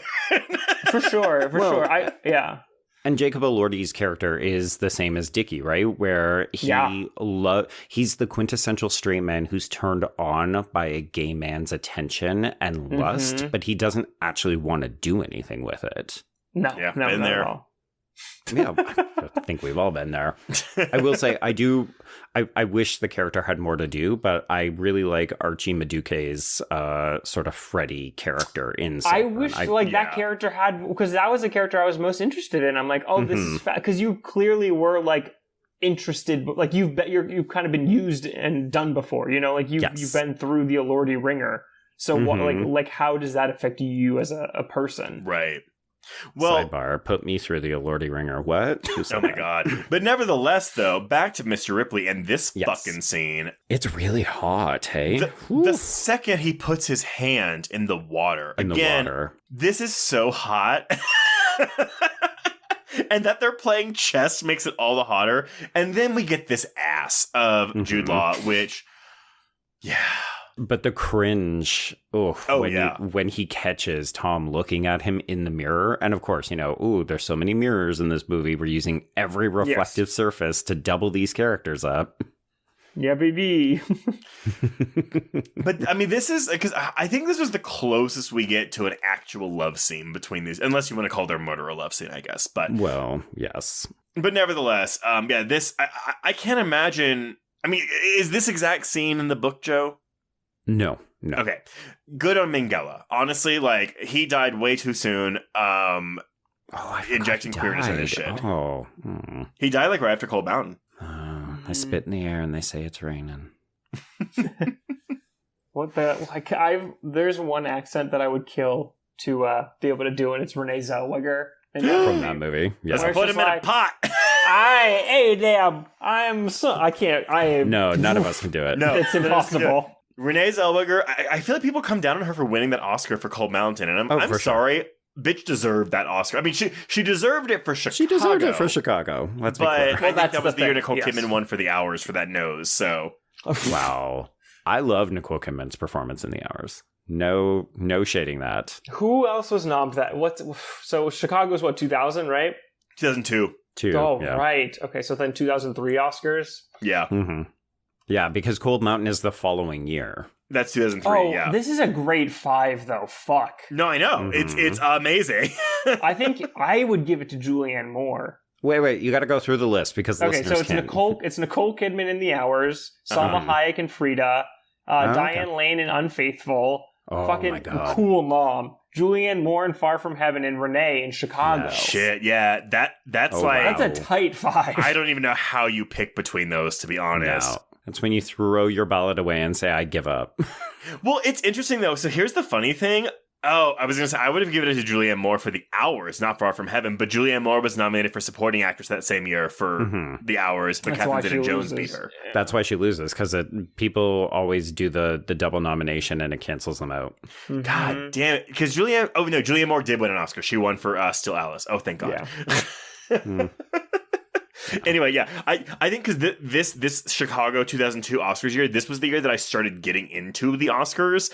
Hell yeah. And yeah, what a way to start, right? It's a good time. That's a pretty good Oscar. I mean, look, there's 2 winners that I would say shouldn't have won in the Big 4 or the Big 6 with Adrian Brody and Roman Polanski. Yeah. But other than that, like, these are pretty, like, the actress specifically, like Diane Lane getting an Unfaithful nom. That's pretty a great nomination. That's really cool. We used to make movies.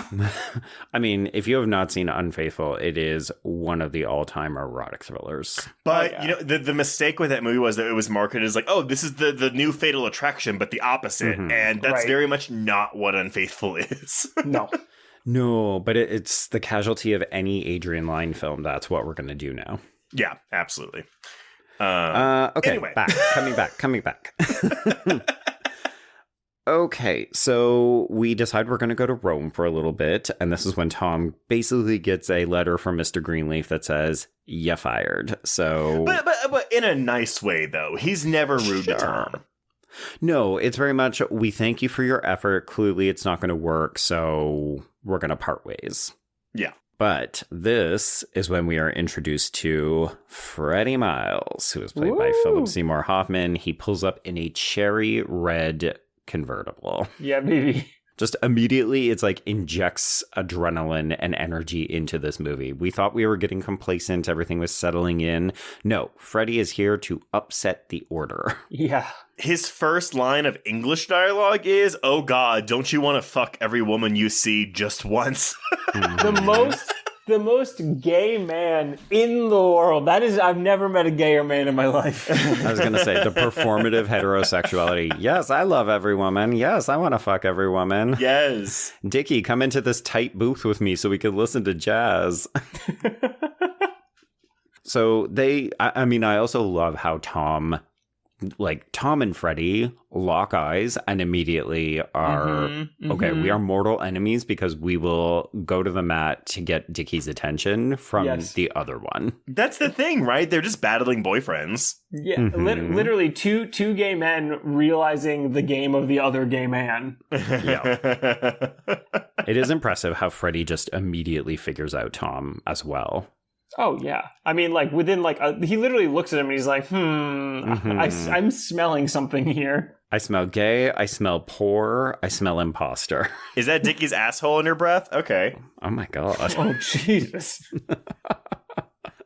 So, yes, as Freddy takes Dickie away so that they can go and have their jazz adventures, this leaves Tom by himself. So this is the moment where he sees the gay couple. It is a brief blink and you'll miss it, but it is a homage to a Cartier-Bresson photograph of the period. So this is a recreation of a famous picture. Oh. Well, again, this is something that doesn't have to be here per se. So why is this here? Outside of recreating this photograph.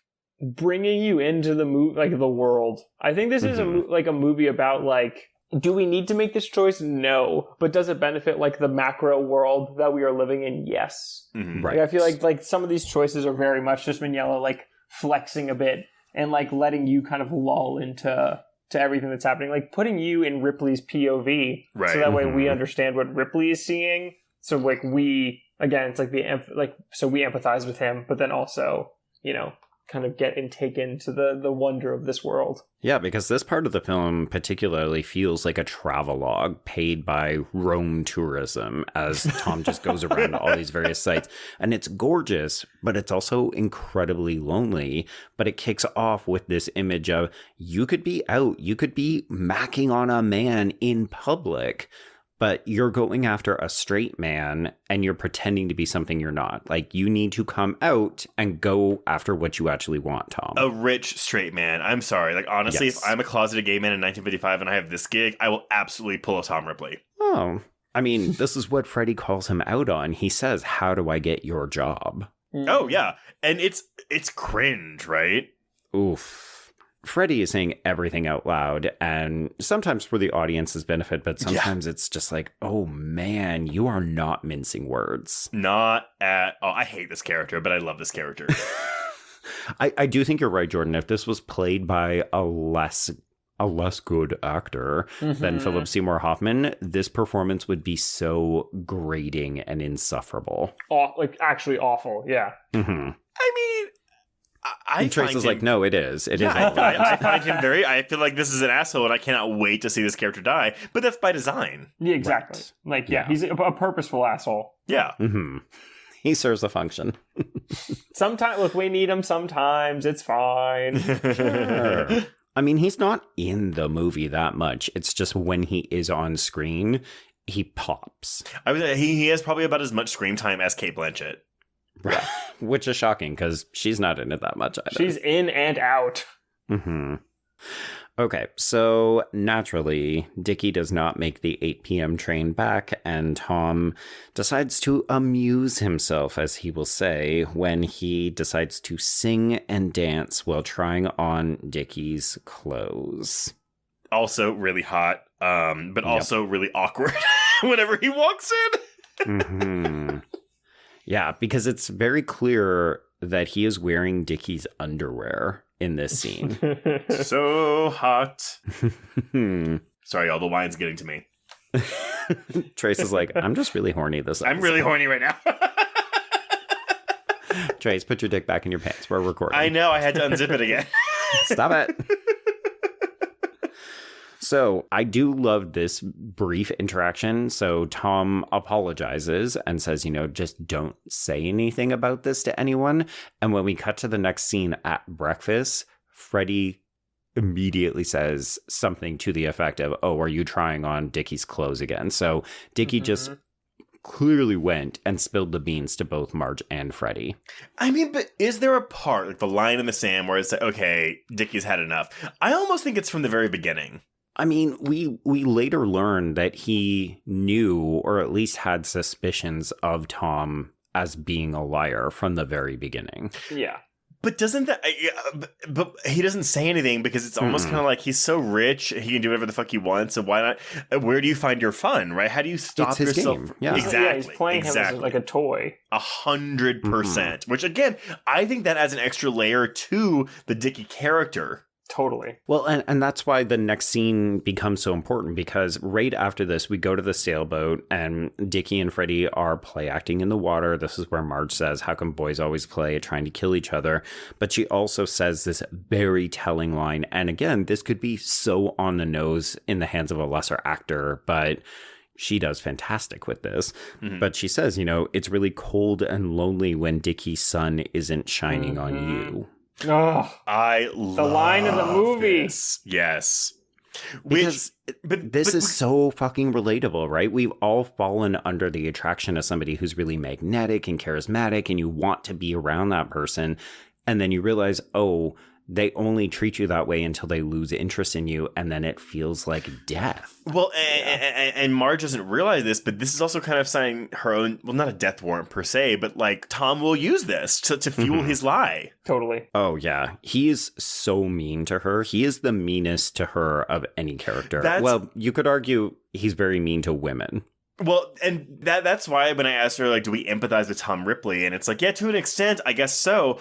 But it's honestly, it's the treatment of Marge and even the father later, when the father's like, they say you can't choose your parents, but you can't choose your children. And it's like, oh my God! Like, so it's more so seeing how Tom's actions affect other good-ish people that makes me empathize with him less. No, I think that's very, very fair. Because in some regards, we've known a Dickie and we want to be back in that orbit.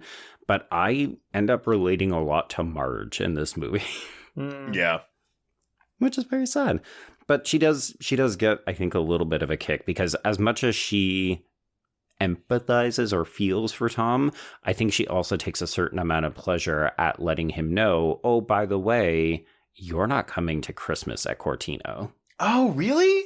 Oh, no, I don't buy that at all. Like, I don't think in this moment, but she's already said, like, she made an offhand kind of passive-aggressive comment about how if they got married, Tom would have to come on the honeymoon with them. No, for sure. But, like, when she tells him that this trip isn't happening, she seems genuinely shocked when she realizes he didn't know. Yeah. But I think later she'll come to appreciate, oh, I like not having Tom around. I mean, yeah, in about an hour she's going to feel that way. So she's not a huge fan of Freddie's either, though, because even as she's being nice to Tom, Freddie is over here saying, oh, hey, Dickie, you should come back to Rome with me because there's so many women there. And she hears Freddie say this, and then... oh, I hate this line. He says, I need to put in some Marge time, and then he takes her below deck and fucks her. This is when I hate Dickie the most. Okay, but I hate Freddie the most here because he just asked Tom, he's like, because Tom is spying on them having sex. And Freddie just goes, how's the peeping? And then he's like, Tommy. I'm like, oh, stop. So good. He's cooking. Let him cook. Oh, boy. This is all totally working for me. Even the passive-aggressive way that Freddie says Tommy instead of Tom. It's like, you know that my name is not that. I don't use that. This is gay on gay crime. 100%. Yes. But this all goes away rather quickly because we need to start the Festival of the Madonna when Sylvana sees them partying on this boat and drowns herself. Which must be a really hard way to suicide yourself, right? I think about that all the time. Virginia Woolf, you put rocks in your pockets. God, honestly. But drowning is, like, scary. Drowning sucks. Yeah, I think people think it's romantic, but it's not. But Joe, you hinted at this. So this is not a subplot in the novel? So, yeah, like, there may be a Sylvana character, but she's one of the girls that illustrates that Dickie is cheating on Marge. Yeah, but he's a playboy. This whole sequence where she kills herself and she was pregnant and Dickie didn't offer to help or anything, all new for the film. Well, that's actually really good, though, because honestly, the way it seeps into the next scene with Tom and Dickie now sharing a secret together. I love watching Damon in this scene where he's like trying, again, like it's like a chess game, right? Yeah, but I would argue that this is one of the few times in the film where Tom really reads it wrong. He thinks, oh, this is an opportunity for me to get back in Dickie's good graces, but he overplays it by saying, oh, now we can have this secret together. And this is when Dickie really lashes out at him. Right. So we propose one last trip to San Remo because Dickie has said, you know, I think you should maybe think about leaving or going home or going off and doing your own thing. And Tom says, well, why don't we do the jazz festival? Why don't we never see each other again? Yeah. You clearly want to break up with me, but let's take one last vacation together. It's the gay equivalent of trying to have a baby, right? Which always goes well. It's, you know, it always works. Always. Every time. Yeah. I think everyone should do it. Like, if you feel like your relationship is on the rocks, have a baby. Go on a trip. Do something big. Definitely don't go to counseling. Yeah. Yeah. No, working on yourself? No. So we're up to the murder set piece. We rent a boat. We go out. Things seem okay for a hot second. But I will say this conversation goes way harder in this iteration than any of the others. So we always get into it, and Dickie always says things. But Tom doesn't basically play the jilted lover in any of the other versions the way that Damon does here. Okay, that's I bolded this line in my notes. You know, when Dickie's like, I love Marge, I'm marrying her, and Tom's reply is, well, you love me, you're not marrying me. Yeah, yeah. It's the closest to an admission we really get, right? Yes, 100%.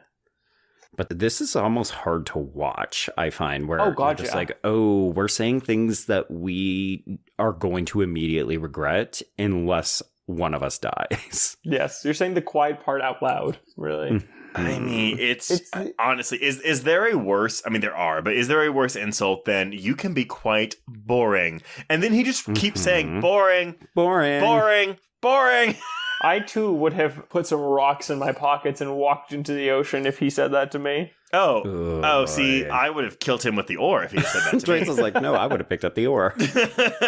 I feel like this is where Damon is really cooking, though. Like, throughout his career, he's such a fantastic actor, but he always plays this sort of jilted heartbreak in whatever he does really, really well. Like, there's just kind of an innate sadness, similar to Ben Affleck, within his face. And I think here, it's like the shock that Dickie doesn't reciprocate these feelings is just so palpable. Yeah, the way that Damon plays it makes you believe that Tom legitimately thought of them as a couple. We just never said the words, but I thought we were in a relationship and it was stronger than the one you have with Marge. And just think, speaking of Damon, a month before this movie comes out, Dogma comes out. The quintessential bromance. A movie I have not seen. Oh, it's good. It's really good. Oh, it's hard to find because of the rights issues, but... Oh, really? Yeah, but Dogma... Did you grow up religious at all, Jordan? No. Okay, I grew up very Catholic, and that movie speaks to me. It hits hard, ways. yeah. I am seeing this poster, and having Ben and Matt kind of back to back, it's kind of rocks. Fuck. Oh my god, they play evil angels. It's great. Oh my god, it's a Kevin Smith movie. There's a shit monster. The cast is wild. Alan Rickman is so good. Sorry, back to Talented Mr. Ripley. It's one of my favorite Kevin Smith movies. No, it's definitely solid. Yeah, I will have to watch. We should note that the moment that precedes violence in this scene is when Dickie refers to Tom as a girl. So I think that's the final straw. So do you think that feeds into y'all's reading of him being, like, having a lot of internalized homophobia? That's how I read it, yeah. Yeah. So I'm going to bring Frank Rich's piece on Minghella back in here because Minghella, again, so fucking aware of what he was doing, he had thoughts on queerness in the film. So he's on record as saying, you lay yourself open to criticism for dramatizing a man with ambivalent sexuality who kills people.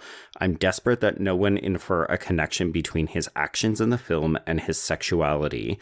But it's a sorry state of affairs if you can only write about a homosexual character who behaves well. That's another kind of tyranny, I think. Wow. So I love this idea. We can say we can have depictions of queerness that are evil or killers.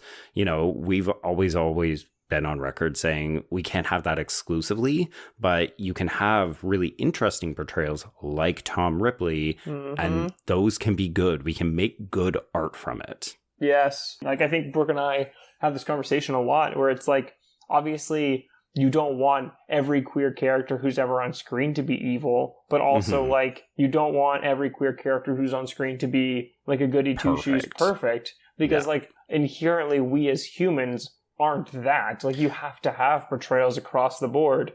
Like, you know, straight people have had since the dawn of cinema. Well, so exactly. But that's the thing is, like, honestly, like, I feel like it was probably like 4 or 5 years ago where I feel like the discourse is very much like we can't have like queer villains, blah, blah, blah. And I've never subscribed to that mindset or that belief, because in so many films where the queer person is the villain or they are sociopathic or psychopathic, I've looked at their actions and been like, yeah, I get it. It's called queer rage because they were bullied, they were tormented, they're lashing out at people who were treating them badly. Like, more often than not, we understand the reasons for their violence better than we would in other circumstances. But again, that's because the way the conversation goes is, oh, well, people will watch this and get negative perceptions of queer people. And again, that's where we're kind of entering that debate of, well, how responsible is the art to handhold audiences to be like, yeah, this is not a good thing, but they're justified in their, or what have you, you know? And I get it, you know, yes, people are stupid and they lack media literacy. Not everyone, obviously, but some people. And so, but it's the thing where I'm like, I'm sorry, like, I like watching a queer villain because I get it. I'm sorry, I get it. yeah. It's way more interesting, honestly, like, TBH, watching a queer villain whose dynamic is way more fun than watching someone who's just like an uptight, villain or something. Like, that's boring. Give me someone with some nuance. Yeah. Dickie would say you're boring. Right. Literally. Boring. And if there's one thing that we as queer people want, it's to be called boring. That is something we all aspire for. Right. How dare. Nevertheless, so this murder happens, and what I love that we do this. We have this shot of Matt Damon like cradling Jude Law's body and he's little spoon. It. Yes. Again, this is fantastic. I don't know how you could watch this movie and not see queerness in it. Like, I killed you, and then it's not, oh, I have a crying fit or I get hysterical. It's, I crawl into the arms of my dead lover. Yeah. So I wanted to highlight that in the TV show for Netflix, I mentioned the 2 deaths each get their own episode. So this sequence of events, like the San Remo, the jazz festival, we don't do a jazz festival in the show, but the whole, like, out on the boat, everything that happens, it's one episode. It's almost 45 minutes long. So it's almost like a real-time thing. Do you think it's better executed here or in the show? It's more exciting in the show, and I think it's more emotional here. Sure. Okay. Okay. Yeah. Okay, so we go to the hotel, and the concierge calls Tom Senor Greenleaf, and you can see the wheels turning. Yes! It's just like, you know, in the words of Batman Returns, a plan is forming. So we return to Manji, and we give Marge some bad news. Dickie's going to stay in Rome because he wants alone time. And this is the start of Tom just fucking with Marge for the rest of the film. Oh, Dickie is never here. Dickie left me this letter. Oh, Dickie, you just missed him. Sorry, Marge. Fuck you. I mean, I feel bad for Marge, but at the same time, bitch, like, Dickie, really? Come on. Girl, like, you he's can an get better. asshole. He treats you like absolute shit. Like, have you looked in the mirror? You are Gwyneth Paltrow in the 1990s. I think that's why I don't empathize with Marge very much in this movie, except for her big scene later, is because I'm just like, you deserve way better than this man. Right. Sure, yeah. Sweetie, you're better off. You're better off. But I mean, yeah, in the context of a woman of a certain wealth who really thought that she was about to be proposed to, all we got to do is get rid of this queer who's hanging around. And instead, all of a sudden, only the queer is here and my potential betrothed is saying, oh, I need to be alone. Yike. It's rough. So I do love this kind of cross-cut semi-montage of Tom assuming both identities at different hotels and calling, leaving messages to establish a paper trail. It's so like texting yourself to then like tweet a picture or something. It feels like very like early internet, like trying to like show you're cool, you know? Oh my God. It's me airdropping pictures from my phone to my computer so I can upload them somewhere else. So, hey, everybody, do you remember Meredith? She's a character in this movie still. So, yes. This is where let her cook. Cate Blanchett shows back up. And again, it's kind of the way that Freddie entered the film. We get this burst of energy because Tom suddenly has someone new to play with. So we go on a shopping spree. Again, very queer. It's like, ooh, me and my best Judy, we're going to go and buy clothes. I do love the moment where she looks at him while he's changing for the opera, and it's identical to the way that he looked at Dickie when he got out of the bath. And you just think, these people need to stop coveting bodies that they cannot have. But that's what this whole movie's about. I mean, literally, it's what the movie's about. So we do go to the opera, and we see Tom crying when a man kills another man who is presumably his best friend. I don't speak Italian, so I don't know the opera, but... Mamma mia. That's what they were saying. It's true. You ate a mamita ball, I shoot you. I cook the pizza. I hit you with an oar. So at intermission, this is where we have one of very many incidents where you're just like, oh shit, how is he going to get out of this? Because of course, we get initially this meet cute run-in with Peter Smith Kingsley, who is played by Jack Davenport, and then it's revealed, dun dun dun. His line of dialogue, though, I was rather looking forward to rowing you around. Oh. The flirtation is at a 10 immediately between these two. I mean, get it. Good for them. Get it. Yeah. You know? Good for them. I want to row him around a bit. I mean, Jack Davenport is really, really good looking in this movie. Well, he's also clearly an out and proud homosexual. Oh my God, homosexual. I sound like I'm in the 50s. Homosexual. Indeed, yes. So Marge is here. She immediately goes in with all the questions. Where's Dickie? Have you seen Dickie? I miss Dickie so much. Dickie, Dickie, Dickie. And she also wonders why Tom isn't in Venice as he was supposed to be. So this will begin a trend of every interaction we have between these two characters. It is, where is Dickie? And also, I hate you. Why are you still here? Yep. So Tom sees opportunity, though. So he ends up fleeing the opera at intermission to go on a carriage ride with Meredith. And we don't hear it, but we see the aftermath where he has clearly broken up with her. And she's completely distraught and very upset. But we use Marge as I'm not actually over my ex. So great performance impersonating somebody else here. I don't know if this is a line of dialogue from the book or not. Actually, no, it can't be because she's not in the book. She has this line where when they're separating and she says, I'd love to see you tomorrow. You should always save pain for daylight. And I was like, that's a really good way of looking at things, honestly. It's just so poetic. There's a couple of lines in here where you think, that line of dialogue, I could frame it above a bed. Because it sings. Yeah. Minghella almost has a literary way of writing his screenplays. Oh, 100%.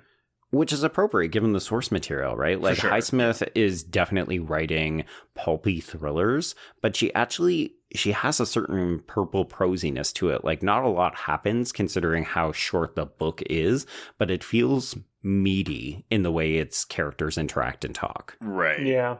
So, yes, Tom pits Meredith versus Marge at Cafe Danelli the next morning, and it's more or less just, oh, these two will sort out the Dickie of the situation, and I just get to walk away scot-free. So because he has bought himself some space from the two women, Tom is free to rent a room. He celebrates Christmas alone. Everything's going super, super well. We need conflict. So enter Freddie Miles.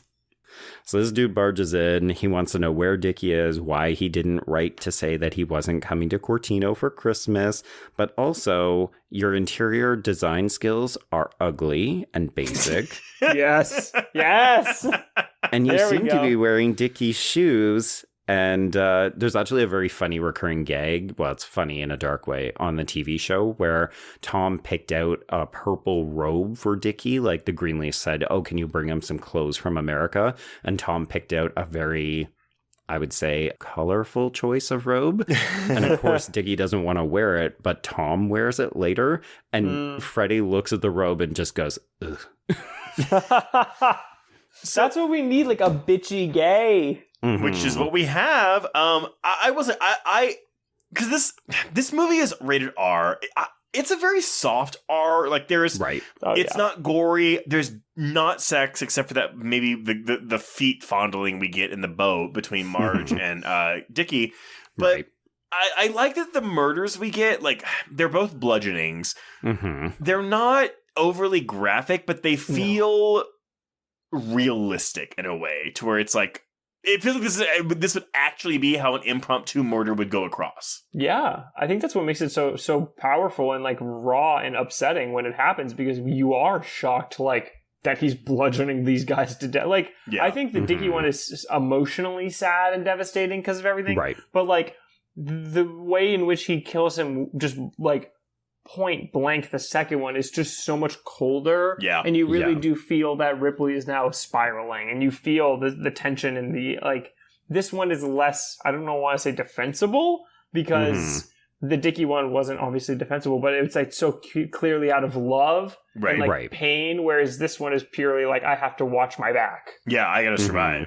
Well, so, Joe, is the show also a period piece? Is it still set in the 50s? It is, yep. That's my thing, is because, again, you couldn't do this story in modern times because of technology, but I would love to see what an updated version of this story would look like and how the person would get away with it. Yeah, I mean, obviously it's not based on the same material, but Ripley's game is set in the contemporary time period, and so is Ripley Underground, but they basically just eschew cell phones for the most part. We should also note that in the book for Freddy's murder, it's exactly what you're describing. Tom is actively trying to get Freddy out, and it's only because the fucking busybody landlady recognizes, or she calls Tom Dickie, and that's when Freddy's like, oh, okay, clearly the jig is up. I know what you're up to. So he always leaves, and then he comes back and he forces Tom's hand, per se, and this is when Tom then kills him with the ashtray, or the marble statue in this case. I was gonna say, this thing gets decapitated while he's doing it. I just love that he uses a piece of the garish decor that Freddy was insulting him about to beat him to death. Exactly. There's something poetic. He had it coming. Yeah. Yeah. So then we have to fake that Freddy is drunk so we can carry him out to the convertible. This happens quite a bit faster in the movie than, again, the TV show. This is all one episode, the murder, and then getting rid of the body. Again, there's some like really dark humor about how Tom keeps forgetting things, so he has to keep going back to where he dumped Freddy's body. That doesn't make any...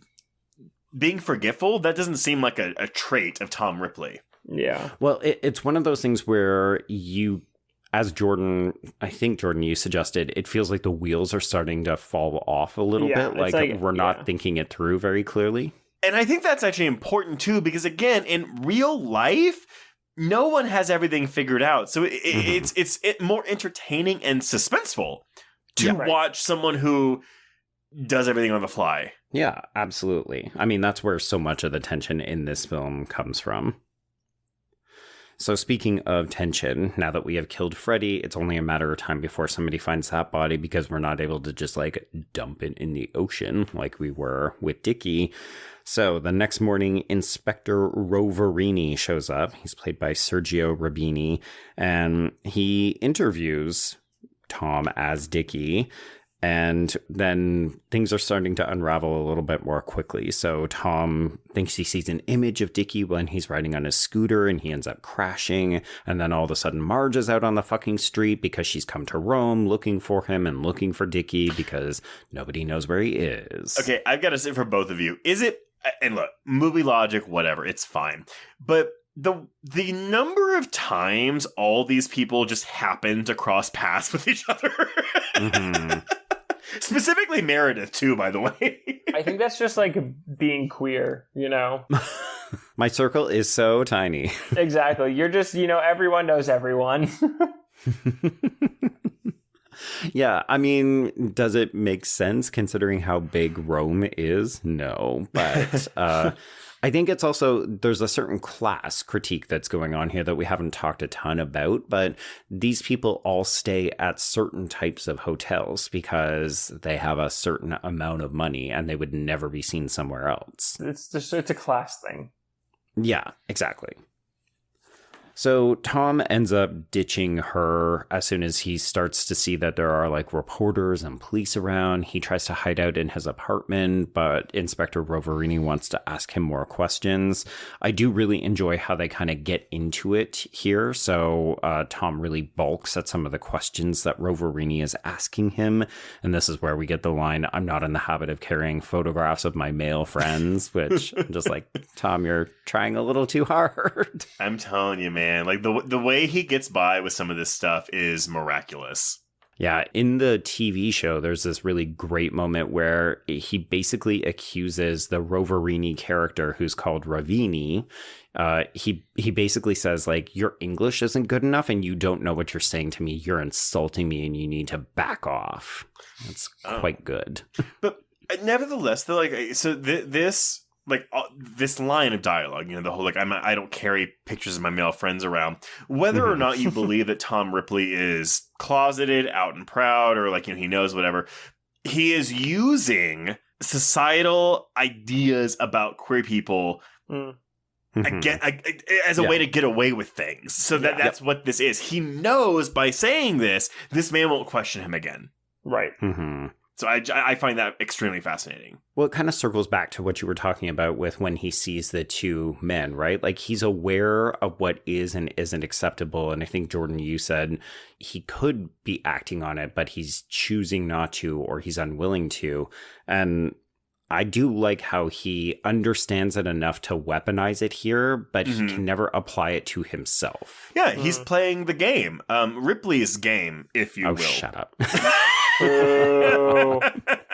John Malkovich does say that in that movie, and I was like, What? Sometimes it works, though. Sometimes it works. I'm just playing Ripley's game.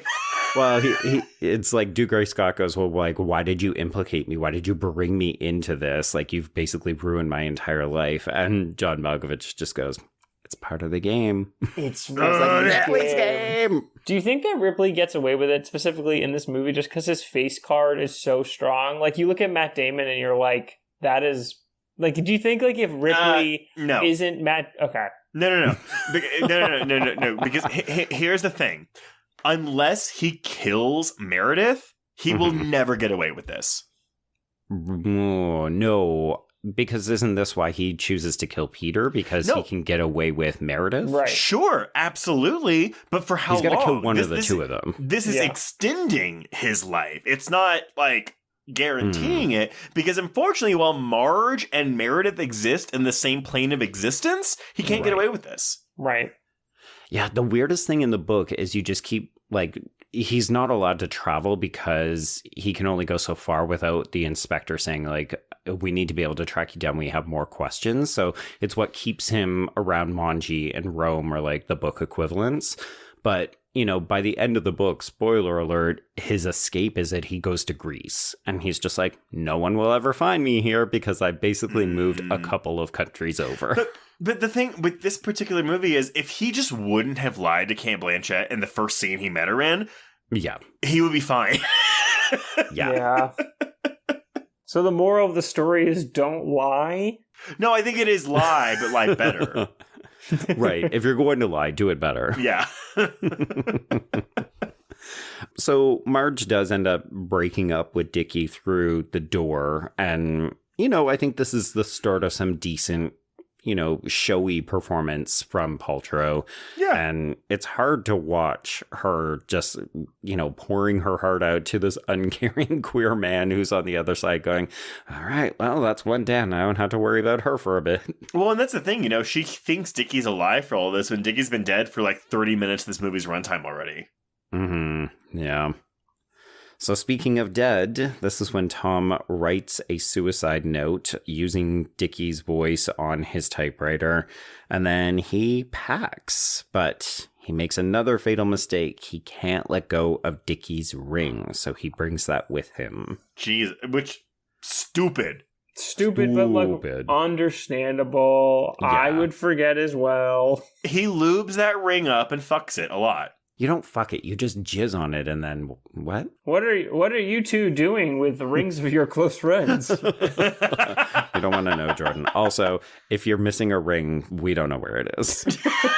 You've been to my apartment. Oh my God. Not with your knowledge or consent. No. Consent? What is that? Tom Ripley does not know.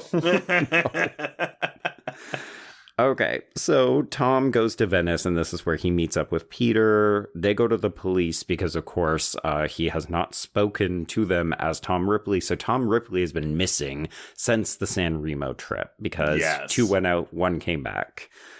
So we do get this interesting notion, you know, there's a moment of high panic where we think someone from Rome is coming in and we assume it's going to be Roverini, but it isn't. We learn that he's been actually kicked off the case because he let Dickie escape. And then we get this fun interview where the new inspector point blank asks Tom if he is a homosexual. Okay, so the line, because there's a line where Peter's like, officially, there are no Italian homosexuals. So this is just, it's almost like the Hitler thing, right? Where no, not the Hitler thing.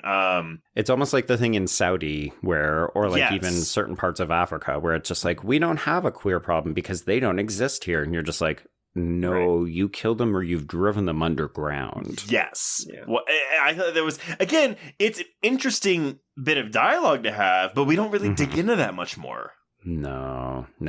I do like that we're name dropping Da Vinci and Michelangelo, though. Famous queers. Where would we be without them? Here. So, yeah, but this is where the letter comes out. This was all a ruse. I think the police were just trying to see whether they could get something out of Tom because he had been missing for so long. But at this point, most everyone starts to shift the narrative to say Dickie has died by suicide. Yeah. So this is where we get the super emotional moment between Peter and Tom back at, I think it's Peter or Tom.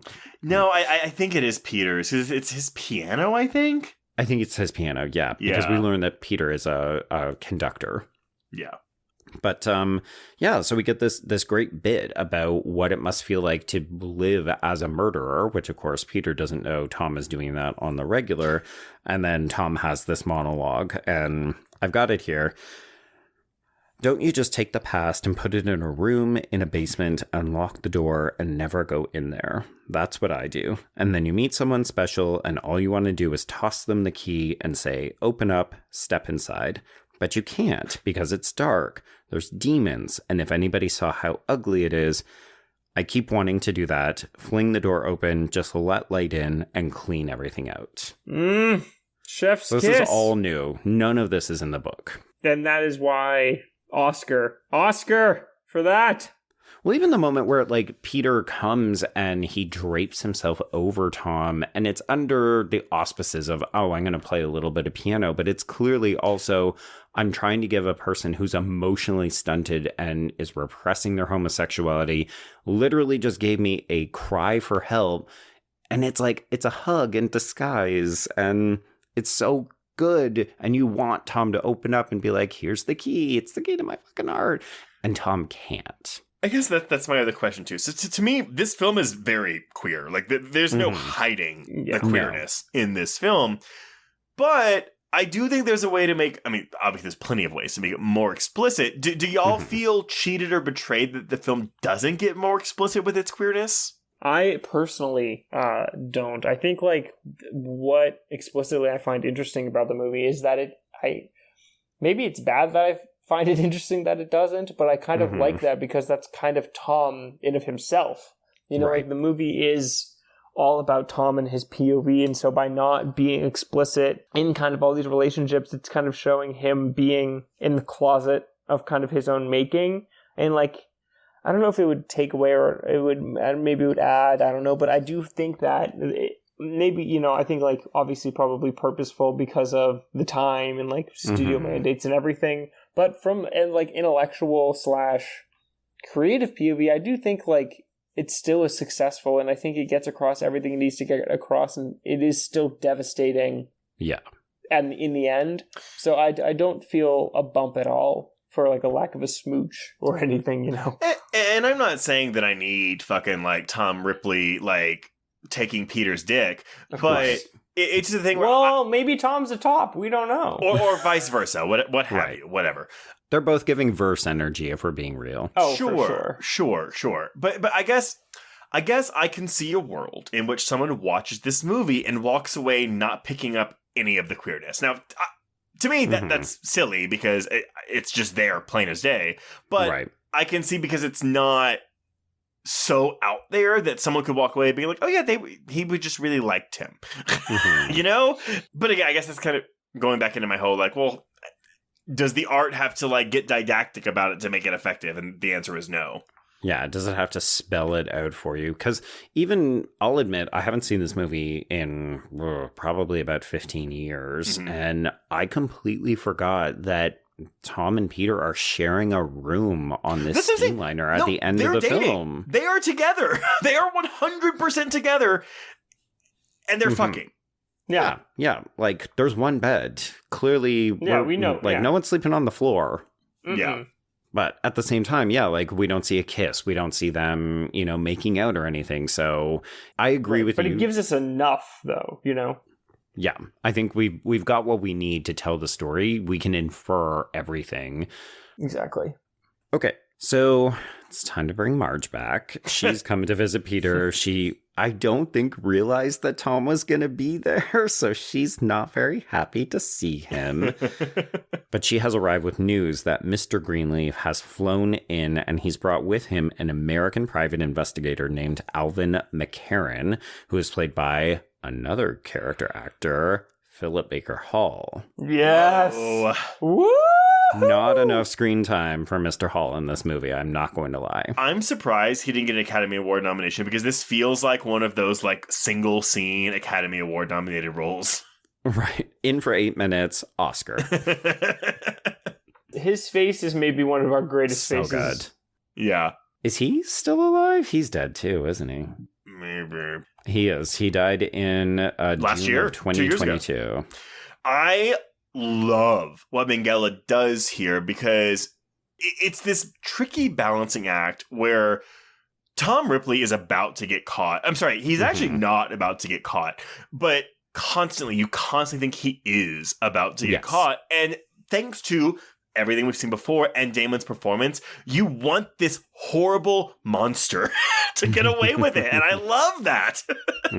Yeah, every new character becomes this potential obstacle. Is it going to help Tom with his lies, or is it going to bring about his downfall? And the fun thing is that he always manages to just skate by, and you think, oh, it's coincidental. It's like happenstance, but also, how does he keep pulling this off?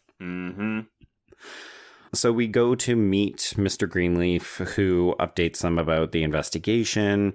We do dismiss Marge completely. It's basically like, woman, can you leave the room so the men can talk? So bad. But here's the thing, though. I feel so guilty because while they're saying this, I'm like, fuck yeah.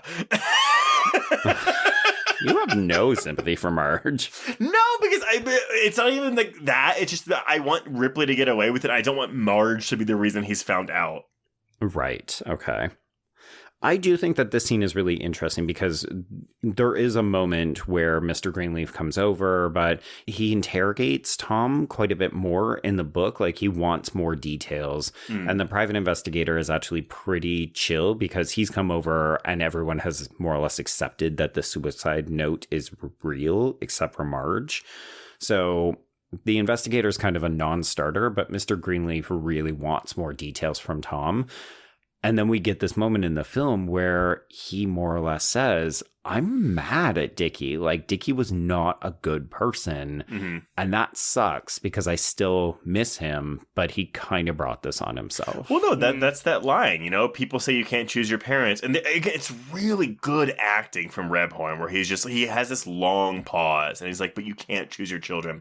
I feel like this is a classist remark, but it's like, when he's like, and his passport photo, scratching out his face like that? I mean, can you imagine the frame of mind you'd have to be in to scratch out your passport photo? No, I think it's more like it's the closest you could come to doing self-harm, right? Like, it's a cry for help. It's the kind of thing where you're trying to obliterate yourself from existence. Photo! No! Come on. This was almost satire for me. Oh, that's so funny because I'm thinking of bad breakups in movies where, you know, we gather all of the photographs of our ex and we scratch out the face and then we burn it in a trash can or something. And that's, to me, what it's kind of feeling like. All right, Jordan, come on. What's your thought? Oh, you don't do that? Jordan doesn't have a single picture of an ex ever. Absolutely. I've never, no online, nothing. I am purely 1600s only. Thank God. I think I'm too pro this movie, which is, I understand, but I don't know. That's fair. I think it's a father who doesn't understand his son. Like, he's like, I thought I knew this person because they are my flesh and blood. And then he does something like this. And I just realized I don't know anything about what state of mind he was in. I think it's like, he's so rich too, that I think it's just like, I think like once you're that wealthy and you've acquired that much, like, yes, I think like, while the inciting incident was obviously for Tom to go get Dickie, I feel like, I don't know if this father has much love for said son. And I think like a lot of that could have been viewed maybe through like a business decision. So I guess like him bringing Dickie back could be viewed, I think like basically could be viewed through the lens of like, Dickie is burning through all of this money, blah, blah, blah. Or it's just Dickie is, I think like when you are in such positions of wealth, there is often like he does. I just don't know if he even like loves Dickie, and I feel like him writing it off is just kind of like, well, that was my son, being crazy, but I'm moving forward. Right. In the book, it's much more explicit that the reason to get Dickie back is partially, yes, because his mother might die, but also because he's been groomed to take over the family business, which is like they're shipping magnates. Right. So it's like, you need to bring Dickie back so we can put him to work. Exactly. It's purely like financial versus like an actual worry for my son. I mean, yeah, is it even that financial? Because he's about to give all of his son's money to fucking Tom. That's true. Well, when you have that much money, like, this is stuff that I think about all the time. Like, people who have money, not from like, tech or whatever, but like oil, textiles, this old money of old just money, like these intrinsic things to culture. Like, you have more money than I will even be able to fathom.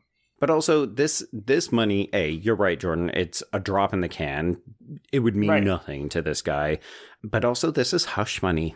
This Right. is them Yes. saying, we found Yeah. overwhelming evidence that Dickie definitely killed Freddie, so we're going to pay you, Tom, off because you're such a good friend. And also, we're not going to tell the police anything. It's that Yes. Philip Baker Hall's like, Mr. Greenleaf appreciates her loyalty. 100%. In a crime film, like in a mob film, this would be okay, you're going to do this or you're going to get a horse head in the bed. And you know what? I would take that. Give me all that money and I will Give me the fucking money. I'll lie shut my up. ass off. Oh, yeah. You know what? I'll go to Italy and I'll live there for a while. I'll buy myself an fucking icebox. yes. God, dream. Okay, so Tom, we learn, does have a conscience. In the book, no conscience at all. None of this ever bothers him. But in the movie, make him more empathetic. He does have nightmares about Dickie's murder, Freddie's murder. And then he does give Peter a key to his place, which is both symbolic. And again, it saves Marge's life in a couple moments. But this is when Marge shows up. She confronts Tom when he's getting out of the bath because she has found Dickie's rings. Because, of course, Tom just fucking left them out for her to find. And this is where we get probably the tensest scene in this entire film. I was going to say the exact same thing. I think this is my favorite scene in the film just because of how tense it is. I have to give credit to Gabriel Yared's score here. Not a ton of this score stood out for me. It's a lot of strings, but this particular scene, I immediately bought this track. It's called Crazy Tom or Tom is Crazy or whatever. But the moment where you see the blood seep through his robe pocket, my. Yeah. And again, Gwyneth Paltrow doesn't have a ton to do in this movie other than just be there, standing there as a woman. This is the big one. Yeah. The moment where she is like cowered against the door. She's terrified. I lived for this. Mm-hmm. Yeah. What do you two make of him saying, like he's going on about how Dickie wasn't that great of a guy. He lied to her all the time. But then he says that he loves her. Okay. The way this is shot too, because he's like, can I hold you? Will you let me hold you? As she is terrified. Yeah. P.S. Trailer line. Really? Oh, I didn't watch the I trailer. haven't watched the trailer in years. Yeah. You see her cowering and you see him be like, can I hold you? And you're just like, oh, why did you spoil that? Spoilers. Come on. That's such a big spoiler. But because this is very much Marge's emotional climax of the film. Well, it's confirmation for her that he is a psychopath. Like, he is capable of murder. The only reason she survives this encounter is because Peter opens the door and lets her out. But And that's it. Jordan, doesn't a part of you want to be like, what, where would the story have gone if he killed her and had to cover it up? I don't think he'd know get if he away gets with it, away with though. it. I think it's just like based on the time and everything like that. I think it's just much easier to implicate her. And if like you're just reading a macro POV of like the dynamics at play, And as you had said, like when the I love you line, I think like, I don't even know if he really knows what that love is or like what to feel. So I think he's purely like survival mode, whereas she's just astounded by what's even happening, Yeah, in the book, he fully envisions knocking her unconscious and then throwing her into the water because it's Venice, so Jesus. It's all water. But even as he says that, he realizes it won't work because she's a really strong swimmer and everybody knows it, so it doesn't make any sense. He's like, if I have to kill her, I'm not going to get away with it. So it's actually better that he gets interrupted. So anyway, Marge survives by the skin of her teeth, and Peter, of course, has no fucking idea what's going on. He's very much, will someone please tell me, why is she hysterical? Why are you bleeding? Let's bandage you up and fix this shit up. So the next day, Tom is introduced to the private investigator, McCarran. This is where, yes, we learn Dickie actually had an even more checkered past than we realized. He was maybe responsible for murdering a girl accidentally back in the States, and that's why he fled to Italy in the first place. Really convenient for Tom. And they also know that Tom is a fraud. They investigated him. A line that does not play well in 2024. No. In America, we are taught to check a fact before it becomes a fact. And I said, maybe that was true 25 years ago, but I don't boy. even know. No, that was true in 1955, Joe. There we go. Right. Yes. before the internet and misinformation existed. Because misinformation did not exist prior to 1955. Patricia Highsmith invented it for the talented Mr. Ripley. In the 1800s, when like newspapers or whatever, like if you were a troll, like the lengths in which you have to go through to fuck around, you know? I'm taking out a personal ad in the hopes that it becomes sensational.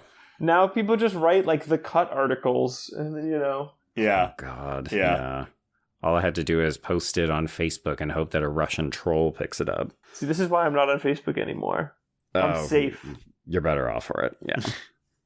So we go to see Marge and Mr. Greenleaf and Private Investigator McCarran off. But before she leaves, Marge gets a little hysterical and she starts screaming that she knows that Tom killed Dickie. So that's all good. And Mr. Greenleaf and McCarran are like, "You silly woman. Yeah. You must be hysterical. Is it your time of the month?"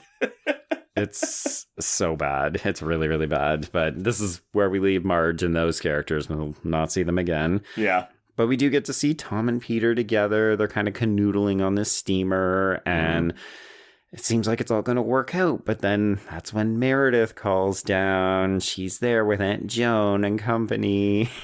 And so much co. I mean, Cate Blanchett is doing so much with so little in this movie. I'm not at all surprised that we kept writing more for her to do because she is legitimately very good in this film. Oh, yeah. My queen. She is delightful in this movie. Like, to the point where I would watch a spin-off of Meredith Logue. Oh, yeah. Sure. I do want to, obviously it's like interesting and cool that the show is period, but I am curious what Ripley is like. Well, maybe that's what Saltburn's trying to do. But what like modern day Ripley is, like how is he like Ripley online? You know, is there a Ripley on Twitter.com? Like is Ripley trolling Reddit pages? Like I need to know what Ripley's like, and then I want to see like Meredith, like girl, like is a social media influencer. I am sure she is like there's like juice to that. Like, okay. You know, like, yeah. So basically, I love the comparison you made, Joe, where it's like, okay, yeah, like Saltburn is the cruel intentions to talented Mr. Ripley's dangerous liaisons, but I want the actual cruel intentions versions of this story, right. which uses social media and things like that. Here's the thing: if the CW was still making television shows, we could reboot this. Joe, don't even. That's so depressing what has happened to that network. I know, because and here's the thing, the CW, while they had like up and down quality, like every network fucking does. Sure. They always gave their shows a chance in a way that no other network did, which may be why they are where they are today. But for that period of time, I mean, again, like they fucking renewed Crazy Ex-Girlfriend 3 times, and it was the lowest rated show on TV. Yeah, like 160 TV shows. Yes! So low. Anyway, rip the CW. Rip the CW, yeah. Ripley, the CW. Ripley. Oh my god, it's like Riverdale, but it's just called Ripley. I mean, it's the show's what the new show is called. Yeah, I know. Okay, so Tom's new downfall is that he can't help but spin an entire fucking yarn about he's basically in police protection to flush out Freddy's killer, and that's why he's on this steamliner, and you're just like, you didn't have to say that. You didn't have to do the kiss. All of this is bullshit. You could literally just be like, yeah, you know what? I'm taking a vacation with my friend Peter.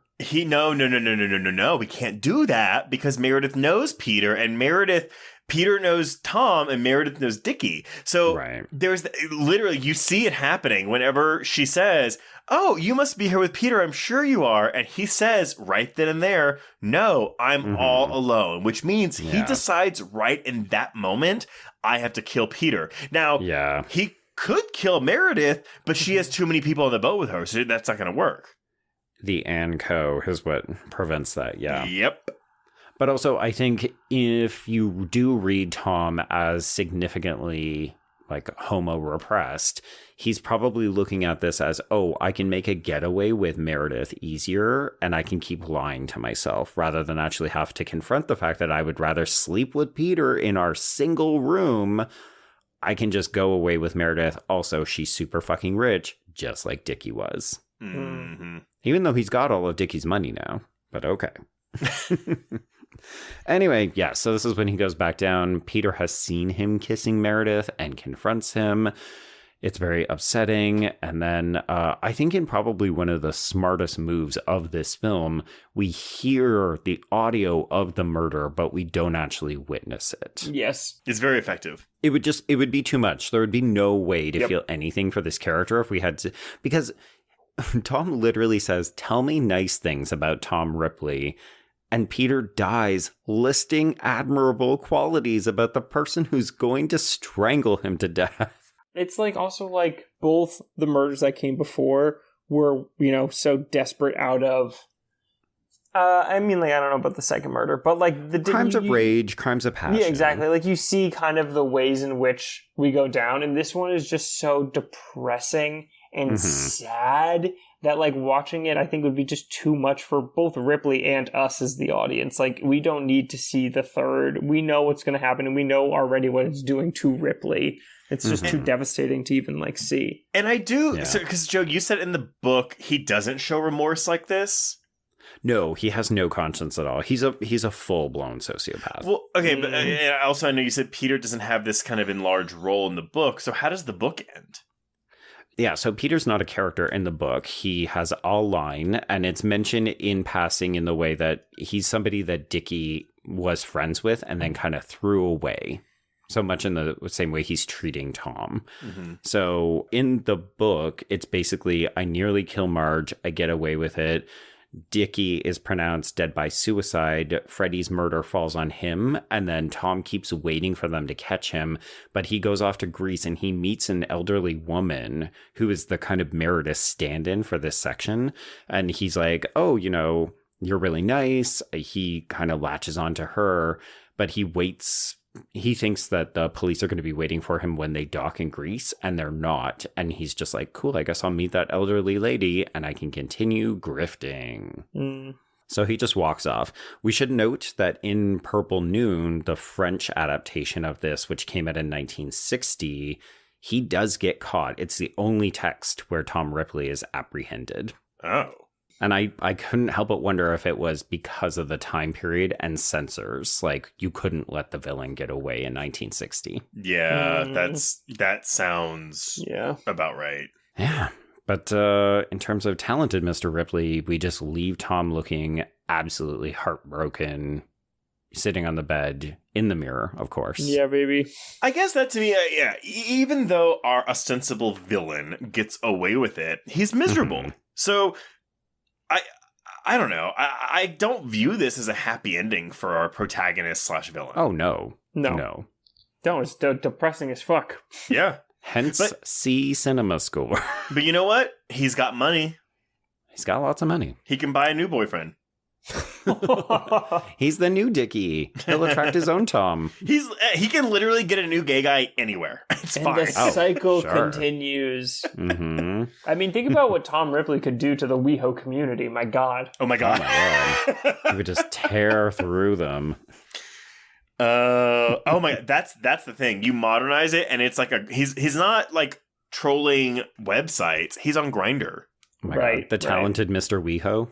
Oh my God. This is like an SNL skit or something. It truly is, yeah.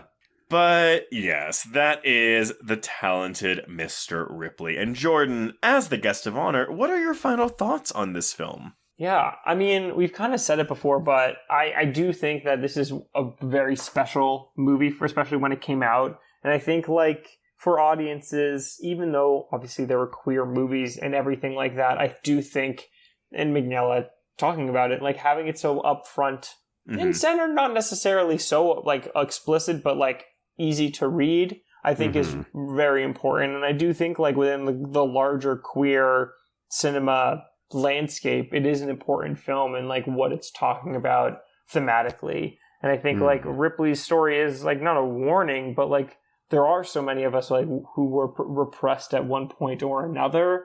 And I think like it's easy to see the anguish for Tom, you know, and to feel that. And at the same time, it's also just a fucking fun movie. So like, I don't know, it's inherently rewatchable. Like anytime I rewatch it, I'm never bored. So if you haven't seen it, I would encourage you to do so. But Oh my god, what are you even doing if you I haven't know. watched? like Jesus, come on. Don't you want to see hot people being hot for fucking 3 hours? Truly. It's like the closest you can go to being in Italy without actually going. You put your face close enough to the screen, you're there. Yes, this film is to Italy the way Mamma Mia is to Greece. Yes, yes. And they're both equally gay. Yeah, no, I quite enjoyed revisiting this. It's a 4-star. It's not one of my favorite films, but I do like a lot of what's going on, and I do appreciate a film like a major mainstream Oscar-nominated film being this queer, and I do appreciate that. I wish it was more explicit, but again, that's the 1999 of it all. Like Minghella was able to. Do I want to say get away with? That feels wrong. Yeah. But get away with so much that I don't think would have always been possible at the time. So, but yeah, and I think Matt Damon is fantastic here. I think this is one of Damon's best roles. Do you think that, I mean, like, everything, Joe, that you both talked about with Highsmith, I feel like this is, like, honestly, like, a huge statement, not against her, but I think it's, like, very indicative in putting its foot down, like, no, Ripley's gay, which I think is very cool. Yeah, it definitely feels like we're taking a more contemporary perspective, doing all the things that she could only infer or wasn't even comfortable saying. We can make it more explicit. And I was going to fight you, Trace, and say, well, there's no reason in 99 why you couldn't, because we were literally at the tail end of, like, new queer cinema. Like, we had films doing this, but then I realized not mainstream, not studio, not with this kind of budget. And we didn't really mention it because I think we cut you off before you talked about how financially successful this film was. Yeah, it got Oscars, but also it made money. So that's another feather in the cap. Don't even say that. That's so depressing. I'll put it now. Yeah, it was the budget for this movie was $40 million, and worldwide it grossed $128 million. But it's also, I guess, also this, Joe. This wasn't marketed as a queer film. You would not walk into this movie knowing it was a queer film. So it's very much a stealth queer film. So I also wonder how much of that cinema score was people feeling hoodwinked that they were watching a gay movie. Yeah, you'd have to know the source material, especially in the trailer where it's like Matt Damon saying, "I love you, can I hold you?" Oh, it's an erotic thriller. Never mind. Well, he's talking to a woman, so it's not gay. Yeah, exactly. Joe, final thoughts? Yeah, a mixture of what the two of you said. I enjoy this movie. I'm not going to watch it on the regular, but watching all of the Ripley content this week in anticipation of this episode was very illuminating, very interesting. I do just think there's a lot going on in these texts. I feel sad that this is a movie people don't talk about all that much anymore. So I'm hopeful that because this is, the film's 25th anniversary this year, people maybe go back and rediscover it. It is an exceptionally well-made movie, incredibly beautiful, and very well acted. So if for no other reason, it's just a very solid film. I mean, I'm just going to say, I'm wondering how many of our listeners listening to this right now, again, had not seen this movie before and did not know it was a queer movie before we started covering it. Yeah. Well, maybe. So. Or they heard about it because it was compared to Saltburn. I mean, I watched this. I literally watched this movie with a very close friend of mine. And I was like, we should watch this. Like, blah, blah, blah. Watched it. They had no idea it was queer. Like, halfway through, they were like, wait. That's what I'm saying. Holy shit. Wild. Okay. So, I don't know if it's as well known for being queer. Yeah, it's not part of the queer canon, right? And that's why, well, I was going to say we need a new one, but that's what the show is. Truly. Mm-hmm. Anyway, okay, everyone. Well, that has been The Talented Mr. Ripley. And before we announce what we're covering next week, Jordan, first of all, thank you so much for joining us for this. And let everyone know, where can they find you on social media? Well, you can find our podcast at Queer Quadrant. We're Queer Quadrant everywhere. And then you can also find me at Jordan H. Gus on Twitter. We're surviving the hellscape that is the dying website. Yep. But, yeah. I mean, we're everywhere. I guess for the pod, we do 4-quadrant movies. Brooke does this, so I am terrible at this.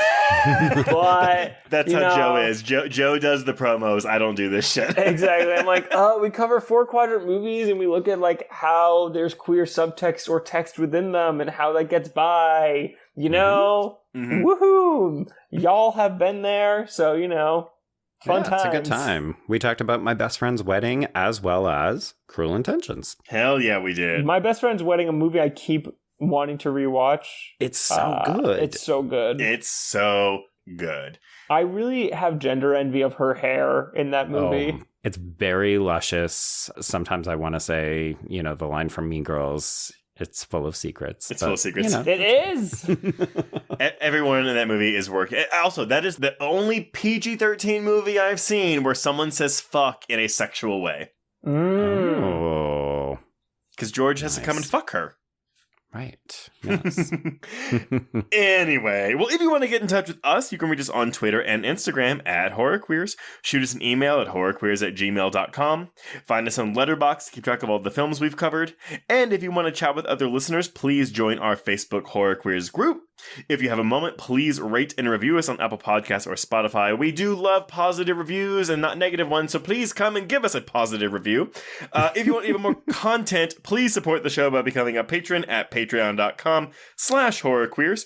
If you subscribe today, you will get 298 hours of Patreon content, including this month's new episodes on Hannibal Season 1, Episode 4, Late Night with the Devil, Femme, Abigail, and The First Omen. And of course, to coincide with that religious prequel, which, by the way, we have not seen yet, but I have heard is quite good. Very excited. I'm very excited. Our audio commentary for the month will be on the original 1976 film, The Omen. Yeah. But, Joe, Mm-hmm. We've got a heavy hitter next week. What are we talking about? I was going to say, speaking of classics, let's dip into one of the all-timer werewolf films with its own significant queer canon that people often seem to overlook. So we're going to be talking about 1981's An American Werewolf in London. Ooh, I'm excited to revisit this. I've only seen this movie once, Joe. Oh, okay. Well, marvel at the FX and then appreciate all the other shit because the movie's doing a ton. I will appreciate all of that. Appreciate. Anyway, until next time, everyone, we can cross out the talented Mr. Ripley. Indeed. And cross out horror queers.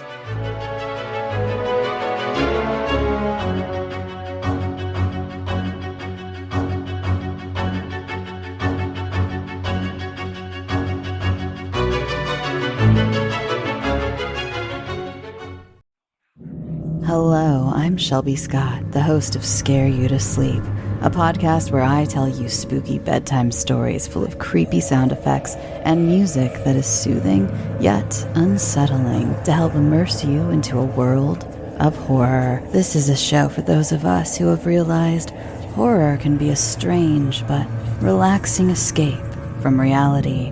Speaking of escapes, sometimes I lead you through guided nightmares, like a guided meditation, but instead of flowery meadows, I take you on a journey through your own personal nightmare.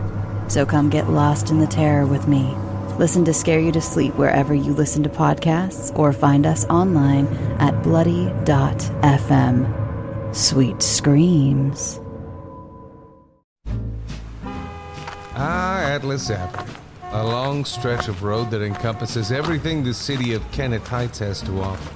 Neon lights, traffic, crime, the hustle and bustle of everyday life, and the craziest of characters. My office was above it all. My name is James Locke, and I'm a PI. Hello, Mr. J. How the hell you doing today? Good, Edith.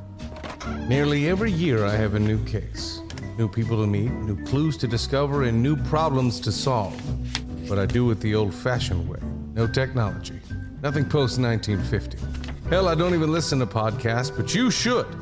Atlas Avenue Beat is a spoof of the film noir genre with goofy characters, tons of wordplay, and non-stop raunchy humor. There's also 3 whole seasons out right now with more on the way. Just search for Atlas Avenue Beat wherever you listen to podcasts or visit us online at bloody.fm.